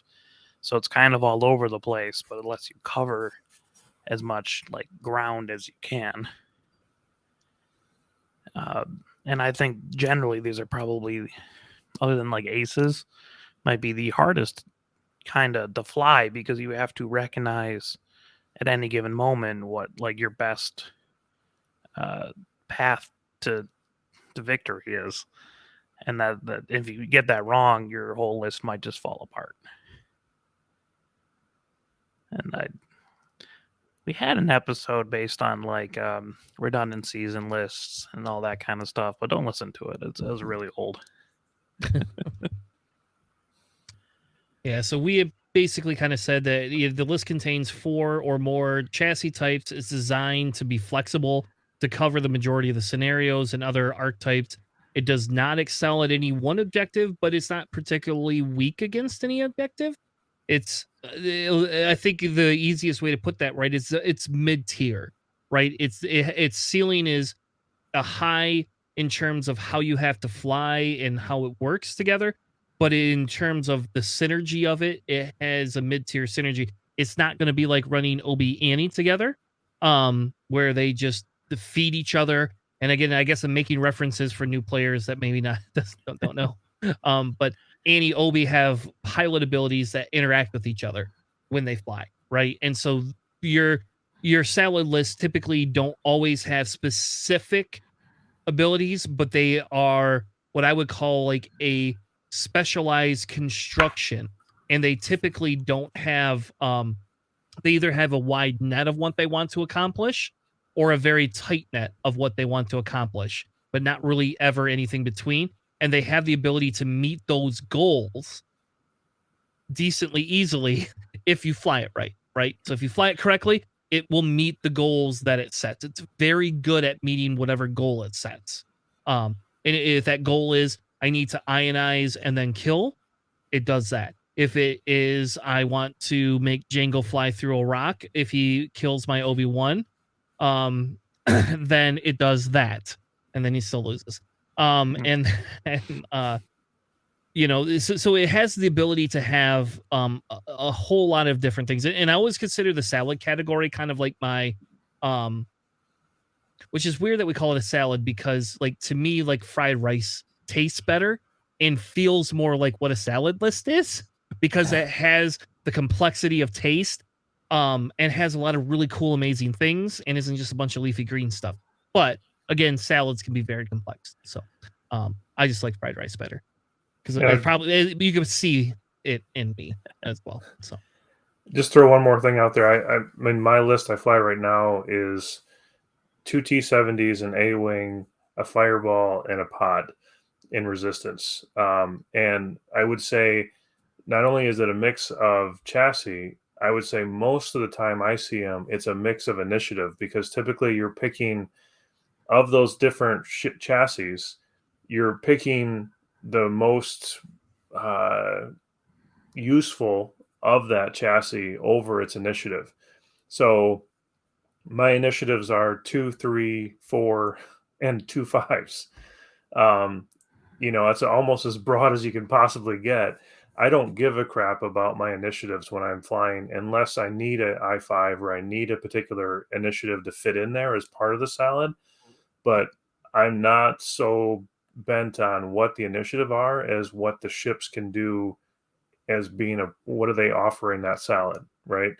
And the reason I think the salad fits is because people like different types of things. Like you put nuts in yours, you put bacon in yours, you put different types of cheese, and it's what can you fit in the bowl is kind of the idea with all these different ingredients. And they're massive different flavors, massive different ways you can go with them.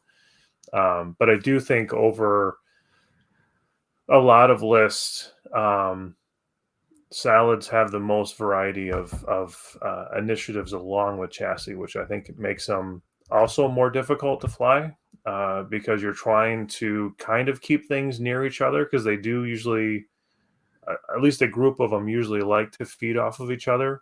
But on top of that, try not to smash into each other. So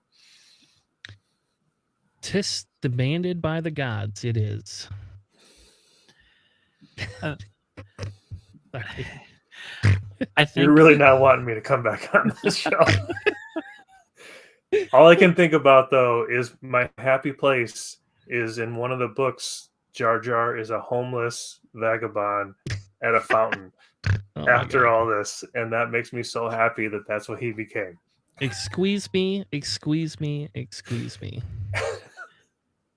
I think one more thing about salad lists is that their ships they bring can also fulfill multiple roles. And it depends on what your opponent brings for what you're going to do with them. Like, for example, Obi-Wan, you can use him as a support piece to like regenerate the focus tokens that your other ships are using. Or you can use him as an ace to arc dodge. He's very good at that. Or if you have like a 7th Fleet Gunner, you can use him as like the hammer in your list. So it's all kind of, depending on how you approach the situation, different ships can fulfill different roles in it. You know, arcs are just as good as on offense as they are, you know, being medium-based blockers, or, you know, going for the objective. Like they're big, they can hang around, they won't die immediately. So I think that's a big important part of the salad list. Yeah. Basically, I put one piece of each of the different pies. So it's when you go to Thanksgiving, you don't just have pumpkin pie. You don't just have raspberry pie. You don't just have key lime pie. You have a little bit of each. Because if you have a full slice of each, you end up like me. Not saying I have... Actually, I don't really like pie that much, except for key lime and raspberry. But anyway. All right. So I'm going to talk about swarm archetypes. So I'm going to change JJ's 5 or more ships. I still am not in agreement with 5 ships is not a swarm to me. To me, a swarm contains 6 or more ships of the same chassis or very similar chassis that run in formation. So now that we've moved into 2.5, it's a little bit different. You could have 2 or 3 of one chassis, 2 or 3 of another chassis, but they do similar type things. They can share similar type tokens. They interact very well with each other, and they create a what I would call either a wall or a mini wall of ships to murder you. Um, they have great coverage of specific areas of the board that they're in because of their sheer numbers, and they can essentially eliminate things pretty quickly unless you start murdering all of them. They do decently well at objectives because they have the ability to help each other. They have the ability to cover ground. They're valued very low typically. You're not going to have 6 X-Wings in a list. That would be insane to me. I used to be able to run 5 X-Wings in a list, by the way, back in the day. The list does have it does suffer once you start having to break it apart. So once you let's say you take a Y-wing and you ram right into the center of a swarm, and they have to sparse out to dissipate. Afterwards, they become less effective as they go on to each other area. They also suffer to concentrated fire. One of the big things I feel for swarms, though, is they have the ability to do objectives, almost all the objectives in the game, without too great a suffering at the beginning of the game. Towards the end of the game, swarms typically die off. And I think of it kind of as it's similar to an Alpha Strike aspect. Alpha Strikes get X amount of missiles. Once their missiles are gone, they're not quite as effective. Swarms are not as effective once you start losing ships. In 2.5, we typically see mini swarms with like one other support ship. You could run, I don't know, 4 pods and a Falcon and like I don't know, stupid what do we call that? I can't remember the name of that other ship. Fireball. There we go. You can run like a bunch of pods and a Fireball and a Falcon and kind of support it that way. That would be what we would call like a mini swarm that's used with a support piece. So 2.5 changed how swarms work a little bit, which is fine. But because of that, you still, if you have a net set of ships that like to stay together and perform actions together, and are very close in initiative and type and upgrades, that's what I would consider a swarm. Anyone else? Oh, okay. I would agree with the 6 ships because if I'm bringing like 5 ship Republic, I wouldn't consider that a swarm. Like my list is 5 ships. Like a lat doesn't, it's not going to be there. So I do agree with the 6, and yeah, swarms they're in an odd place right now because of objectives. They're in a very much different spot than they were in 2.0. Because I'm just thinking of like vultures and hyenas, right? Before that, you can just kind of sit on a rock, try to maneuver around there, make sure you can get people in nets and stuff, which is what swarms are really good at. Concentrated fire, just having it makes it arc dodging very difficult. It's very, very difficult to arc dodge an entire swarm and still also get like shots. But with the objectives, it's a little bit weird because you can still score points without directly engaging them. So I think this is kind of falling off favor as the game progresses in the current state it is. Corey, thoughts on swarms? I think it's of the lists, I'd say aces and this one, which we'll get to aces, are very dice variance dependent. You can, with a swarm, it can feel like it can live forever. and you keep shooting that TIE fighter or that whatever, 3 or 4 times and it never dies. And then there's times when they just pop, pop, pop, and you're like, okay, that I'm done. So dice dependent can be a big issue, and I think complexity. To be honest, of the list there, aces and swarms share the same thing of complexity to fly. If you're going to stay in formation and really work towards, how do all these ships work together, especially if there are some different initiatives in there. That's one thing I've always tried to stay away from is formation flying. Like Jess Pava, I think is a great ship, but I don't want another ship at range 1 of her. So, I know where my strengths are and where I want to put my effort, and trying to figure out that close of flying is not something that's enjoyable to me. So I think swarms definitely are high complexity to fly, in my opinion. All right. Yeah, especially with like the new bumping rules and all that stuff. Yeah. Where if you accidentally hit yourself, you might start damaging your pieces, and that's not what you need in the swarm at all. That's Especially when you're happens to me. 3 health, that's a big chunk. 33.5% of your list, basically. All right. Corey, which one do you want next? We have Alpha Strikes and Aces and Control left. I'll take aces. Okay. I've played around with these, and Cody. I know you're familiar with those, Alex. His flying, but aces, is really I think has been the list that suffered the most in 2.5, in my opinion.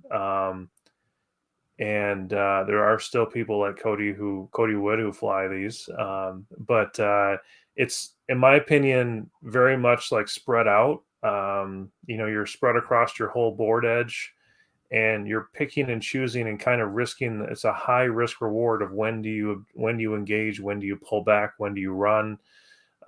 Every maneuver is critical. More so than even with the swarms. One mistake could mean you're just done, and there's not an easy way to come back from that when you've got 3 ships, for instance, on the board. So I think it's a very thrilling, exciting thing to play. And to be honest, if you have ace versus ace, I think is a great way for new people to learn to play the game. Actually, it's fewer ships on the table. They get to do some fun maneuvers and kind of really focus on the dogfighting side of things. But aces are typically high initiative. Usually have a lot of things they can do. Repositioning is a key part of aces in order to be able to try and arc dodge and get into position. And multi mods is also very, very important to, aces for both defense or heavily modifying their offense to be able to make a kill shot and kind of remove what we talked about earlier, was that the randomness, right? Like you don't want randomness when you're with aces if possible. I think you got to kind of know your math a little bit too. So like, is it worth me taking this token or this token, a focus versus an evade, range 3? Do I boost out? What's my risk here? You've constantly got to be looking at that kind of stuff, unless you're there are some crazy people who just fly aces in the middle and just hope for the best. And, that's a little crazy. And I will have a 3 health Aflac. Go ahead. Go kill my Tri-Fighter. Can you kill it? I got an evade and calculate. And I think because of that, I will just go ahead and throw in there the aces plus mini swarm. That's why I think that archetype has risen as a very strong archetype. And that's the one I was kind of talking about, since we've hit both aces and swarm. That's become a very powerful archetype because all your eggs are not in one basket. You're able to do kind of the things the salad list does, but you get the thrill of having an ace, and you get the swarm or beef in a sense of that main force. So that's one of my favorite archetypes actually is Ace plus Mini Swarm. But so yeah, If you have Finn in your list, Finn is not part of a swarm. I'm just gonna like openly state this right here for the whole show. You cannot have a mini swarm with Finn in it. What if he brings 3 other pods?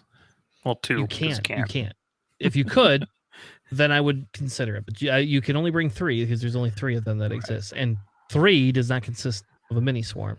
you said similar ships, right? 2 agility, a T-70 is pretty similar to a pod. No, it's not. 2 Not at all. agility. A-wings are pretty small. Pods are pretty small. Yeah, Ugh. yeah. I'd say resistance is just all swarm. All right. Aces consist, we define it as consisting of the high initiative with some sort of a coordinator to help with additional mods and focuses on repositioning, outmaneuvering. They excel on one-on-one engagements. But they suffer with objective play per se.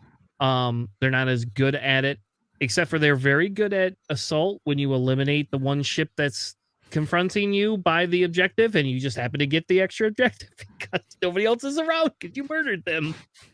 So I actually think they do decently well in assault if played right. For it. And so traditionally we're seeing aces typically because they cost more, right? So they're going to have high loadout and they're going to have high loadout and they're going to be have a high what do they call it? What is it? What is the first number? It's loadout points and Squad points. Squad points. And low that's what they ship call it. and low ship quantity typically because of that. Yes. So that's kind of how I define aces. Do you have anything else you wanted to add, Alex, before we move to the next one? Yeah, I think it's very important for aces that have some form of passive modding. I know we already hit it a little bit for coordination, but like if you look at like Soontir Fell, the classic ace ship, he gets that free focus. That's what really pushes him up to the aces. 7B Anakin has the force. Kylo and the silencer has the force. You need some sort of, you can't just arc dodge people because you're not going to do enough damage and you're paying a lot of prices for the aces right now. So it's not like 2.0, right? Where you could just run in, get half points, and run away. Right. Mm-hmm.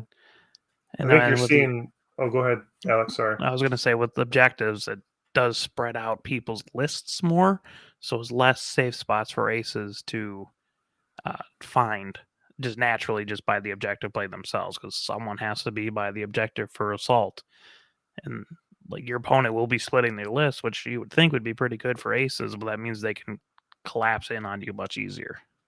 Yeah. I was going to say it's really hard to find an ace without force. You look at the difference between like Von Reg and any of the, even an Obi and a CLT Jedi. I'd take Obi, I think, just because Von Reg doesn't have those passive mods typically. He's got to do stuff in order to get them. And that means you block him and he's a normal ship. Whereas if you have the force, you kind of double modded, you're double this, and you can go wherever you want to typically. So. All right. Alex, you want one of the next ones? Yeah, I'll do control. I played a lot of those. Robots at the end of 1.0, good times. Legitimately one of my favorite lists. And I've always played like quad jumpers and everything. But control, that's just ships that mess with your opponent. Like to take away their agency, I guess, is a popular phrase for X-Wing. Things like ions, where they're going to do a one-speed maneuver. It's going to be a one straight or a one bank. Tractor beams, where you can reposition their ships. That's huge. Tractor beams used to be the most broken thing in X-Wing. But now that you can rotate and stuff like that is a little bit different. But still reducing someone's agility, still forcing them to be moved somewhere, still ionizing people, still I would have like debuffing things I would consider for control. So it'd be like hitting something with a mag pulse. You jam them and you deplete them. So jamming people, denying their actions like that, denying their mods. It goes back to the randomness we were talking about. If you don't have those kinds of mods, you don't reduce your randomness. You don't have control over that, and that's what you're taking away with these control text lists. I mean, you saw it with FO bombers, with chaff clouds a lot. You know, denying people actions, stressing people out, giving them jams, and just strains and depletes. Got Clone Commander Cody. You know, if you miss, you give them a strain. They're easier to hit. And that part, that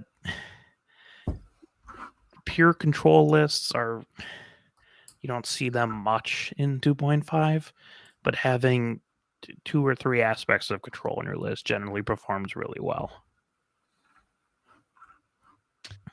So we essentially define it as typically composed of ships that can control the opponent's list by using status effects like ion tractors or jamming to reduce their efficiency of that opposing list. So basically everything you said before, Alex.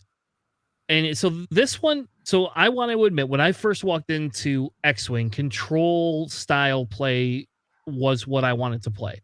It's not so much anymore. I kind of moved into the swarms, but control was what I played when I played Star Wars Destiny. And I say that because I used to be the guy that played mill decks. I liked mill decks, and people hate mill decks with a passion. When I go, oh, you're going to discard that card. Oh, you can't attack me because I'm going to discard that dice. Oh, by the way, I want you to take 3 of the cards and put them in your graveyard so you can never use them again. Oh, I'm going to pick this card and tell you can't use it this round, but you can use it next round unless I have a card that gets rid of it next round, and then you're going to get pissed about that. People hate mill decks with a passion. Like, but that was my favorite deck type. I did like rolling a lot of dice, so like there was a Palpatine where you basically could put like free upgrades on him, and like Palpatine got more health the more upgrades he got. So he started with like, I don't know, I think it was 9 health or 10 health. And every upgrade added 1 health to him. So if you could play four cards in a round just to give him, you just gave that guy 4 health. It doesn't matter how much they attacked you. You can still negate the damage. Just keep adding upgrades. And then by the end, you're rolling a brick of dice. You just stick 20 dice and roll them out on the table. People hated that as well. But to me, the control list, the one thing JJ didn't put in here is bombs, right? Bombs are a huge piece of control, and they are Corey's favorite part of this game is bombs. Corey loves when I run proxy mines on all of my shit. Yeah, all my ships, especially Eamon. Eamon is probably my favorite pilot in the whole game in standard, because Eamon can like 3 hard bombs, and nobody likes that. And I will tell you how many times I've hit multiple ships with a proxy, and then you just decide who you want. So when I walked into, I don't feel control lists operate the same way as mill decks do. I really genuinely wish AMG would do that, though. That is the top desire for me, is a way to create some sort of a mill effect in X-Wing. But they'll probably never do that. No. Because it'll enrage every X-Wing player in the world. So 3 things to kind of add to this control, and typically I would say control lists are what you're talking about here, but I think there's 3 things to me that you can do with a list to give it control elements that aren't the typical control. One of them is size or quantity, and taking up board space and denying where your opponent can go, just physically, right? Like you're saying, hey, I'm going to take over this whole center, and you're going to bump me, and you're going to stay there, and you can't go anywhere, right? Like arcs are really good at doing that. Medium base ships, large base ships can do that sometimes, of just dropping in the middle and like, you can't go here. Sicko is very good at that kind of stuff. Yeah, if you haven't noticed that, Sicko just be able to side slip like that is right. disgusting. And you can deny your opponent from going someplace that they think they want to go. Another thing that you can do is I used to run a bunch of HLC on T70s. And it's one of those things where you're like, why are you putting an HLC on a low initiative ship? Well, it doesn't matter what initiative you are, no one wants to be in your bullseye. And if you force an opponent to move out of your bullseye into a different area of the board, they're either wasting an action or stressing themselves to do that, or making tactical maneuvers they wouldn't want to do. So if you're one of those things where you put 3 T70s with HLC in the front lines, no one is going to want to be in front of you. So they're going to do everything they can. You're forcing your opponent to make kind of subpar maneuvers that they may not want to do typically. And then the third thing I would say is there are lists that kind of force you to shoot certain ships because you don't want to shoot others, right? And you're forcing your opponent's target priority with like a Dengar or a notorious Manaroo or something like that. No one wants to shoot those ships. Or a double reinforced Dr. Afra with 15,000 focus tokens. Like what? I was stupid to shooting at it. It did work, but it shouldn't have. So you're basically telling your opponent, don't shoot this ship, shoot this little 2-point or 3-point ship, because you don't want to deal with the consequences, or you want to actually do damage. And so those are hints of control in a very different way, but you are still, changing how your opponent plays the game. And then another, so it's not always the take a strain, take a stress, do this kind of thing. And I will mention, X-Wing players are very bad against bombs. Yes. Terrible against bombs. They always get hit by bombs. I don't get it. Bombs are very good at controlling things, especially something like proxy mines where you can fill in lanes or, reposition yourself so you do drop it next round. They have to think about that, and if they want to be behind you kind of thing. So. All right, so let's go on to the last one before we add our own, if we have any more, and those should go pretty quickly. Alpha strikes are pretty basic to me. The list contains ships that carry some sort of an ordnance that can strike typically at a farther range to deny the range bonus, like plasma torpedoes, proton torpedoes are big ones. They have an attempt to eliminate enemies as quick as possible.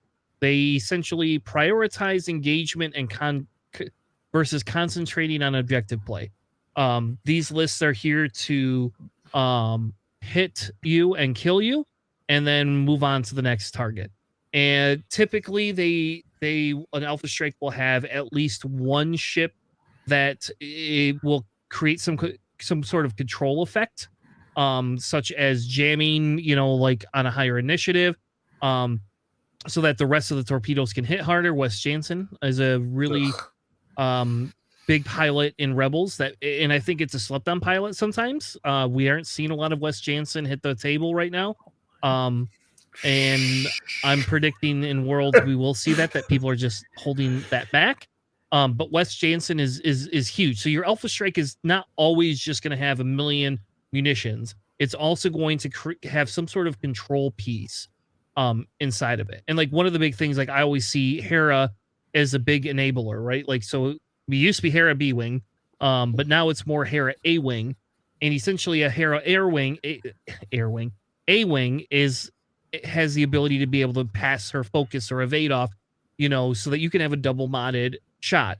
So think of Wedge flying in, reducing your agility by 1, and then saying, I'm going to throw 4 dice at you. And then on top of throwing 4 dice at you, I'm going to have my target lock so I can re-roll. I'm going to get Hera's focus, so I'm going to be double modded, and you're not going to be able to do anything about it.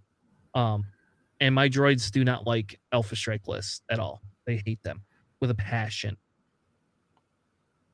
I think you mentioned Hera. I think another one that I associate with Alpha list 100% is, of course, on Rebel is Kraken. I think Kraken is one of those ships that you see as a high initiative, low cost support ship that you don't care if it dies eventually because you want it to take hits versus your other ships, and double modding someone else. Right, that's all you. With Alpha Strikes, you want double mods, high dice double mods, punch things in the face at high initiative. Yeah, so essentially you're talking about having a control / support piece that is almost as highly aggressive as any other one. Mm-hmm. And Kraken's exactly like that. Kraken at an I-5 with plasma torpedoes is really good. Kraken with cluster missiles at I-5 is very good. Being able to give that action after you shoot is just don't jam Kraken. Kraken doesn't like to be jammed. I guess that's the one thing Kraken doesn't like. If you see Kraken, jam Kraken because he hates being jammed. But essentially your support piece, your control piece that comes along with it is also a somewhat aggressive piece that is adding to your list. Actually, almost in a contrary point, Fen Rao and the Sheathapede, I think, is just such a perfect Alpha Strike enabler because you got the I6 coordinate. Typically, he has K2SO, which gives a double mod to someone else. And he has that control ability where he can deny modification coming in. And I think he's, if I'm going to make a Rebel Alpha list, it will have Fen Rao in there. It's so strong. And, having some sort of like high initiative, high attack dice, double mods are the most critical thing you can have. Like you're front loading all your offense in order to attempt to win just up front. That if things start getting back in the scrum, your list probably isn't as good in that. Also, Corey, have you played against a Wes Jansen as Finn? Do you know what how terrible Jansen as Finn Pod? Because that is the worst experience you can have as a Finn Pod player. I played. I'm pretty sure you guys were running that at Rust Cup. Yeah. So yeah, that was not fun. So spend your focus for defense, and then you have none anymore. Yeah, I did find out Fen Rao does not like 2 range 1 shots from Finn Pod though. I wasn't flying them. That wasn't me. So, anything else for Alpha Strikes? All right. So now we kind of move into the last piece of it is, do we have any additional ship types that we want to talk about? Archetypes, sorry. I think the big thing here is you heard both of us kind of talking about, I think, mixing these archetypes, right? And it's aces with mini swarm or swarm with control, or in this, Alex mentioned Alpha Strike with a control piece. He and I both fly salad lists most of the time, so they kind of have almost all of this stuff usually in there in some way. Maybe not always beef and swarm, but we typically have a lot of the stuff mixed into our list, so it can do parts of these things. But I think there's lists are, in my opinion, more interesting when they start to combine these things. And become much stronger because of it. So we're going to define, I'm going to call it dual combination, I guess. Dual class, right? Dual class. There you go. Actually, that's what we're going to call it. I like that better. We're going to go back that train up.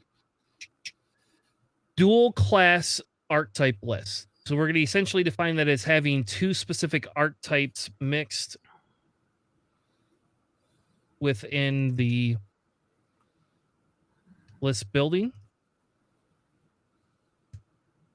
So they will have sorry, I'm doing this on the fly, so you get to see me like working in tandem.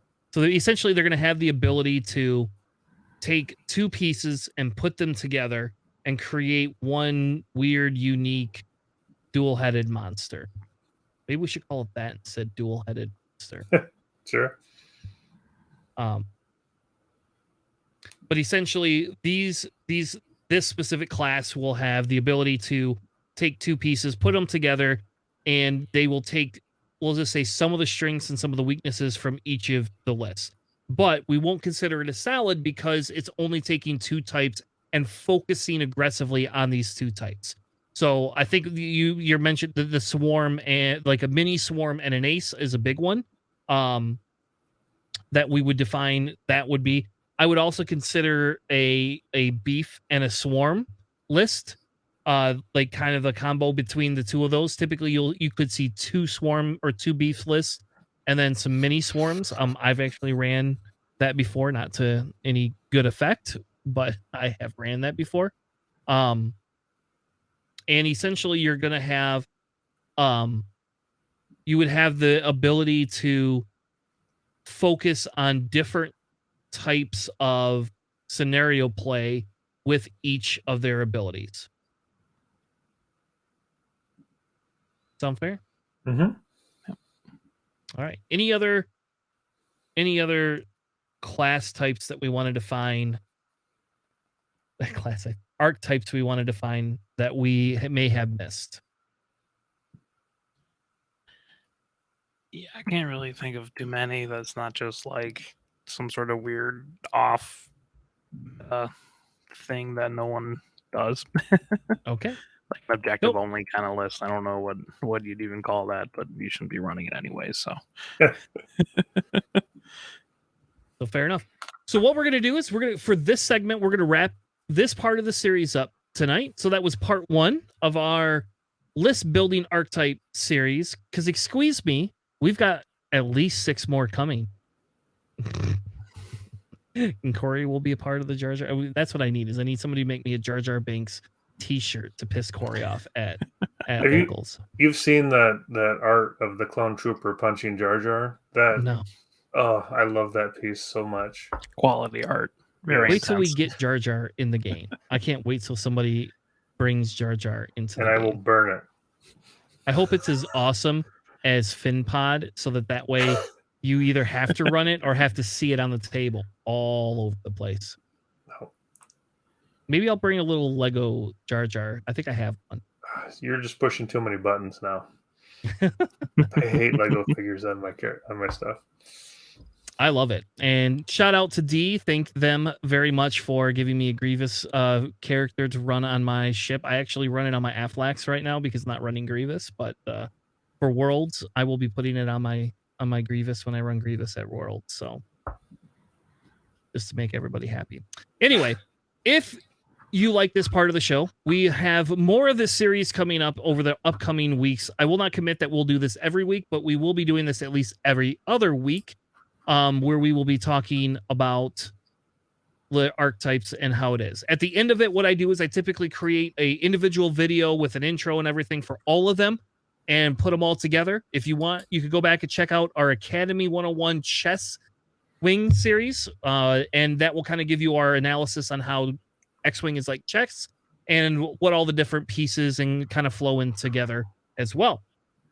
With that being said, we are going to wrap up for tonight. I don't even know how long we went for because we started so late. So hopefully y'all were entertained, and hopefully Corey didn't stay up too late tonight, and we can all get up early for work tomorrow.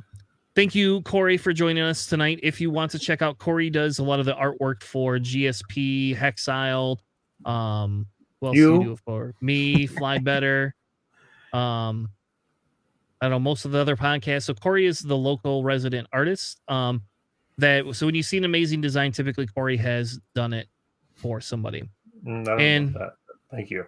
And then Alex is from the Bench Warmers podcast. We have their link in the description. If you would like to, you are welcome to head over to their show and support them. They actually just released an episode this week, which that's crazy. Like we had 2 episodes in a row, man. I'm excited. Yeah, I mean, we try to produce content, like decent content, I hope. I'm in your podcast right now, so yeah, listening to it. So Either which way, thank you all for joining us. We will be back next week, Sunday, 9 p.m. Eastern. And I do promise you all we will actually be back on Sunday this week because I do not have to travel for hockey at all this week. So we will be having the episode this week at 9 p.m. We are not going to do our Bad Batch cover tonight. We are going to wait to do our Bad Batch review probably until this weekend. I figured it seemed silly to do it when in 3 hours the new one's coming out. We can just cover both of them next Sunday. With that being said, thank you all. Have a good night, and we'll see you next week Sunday. See ya. Yeah, take care.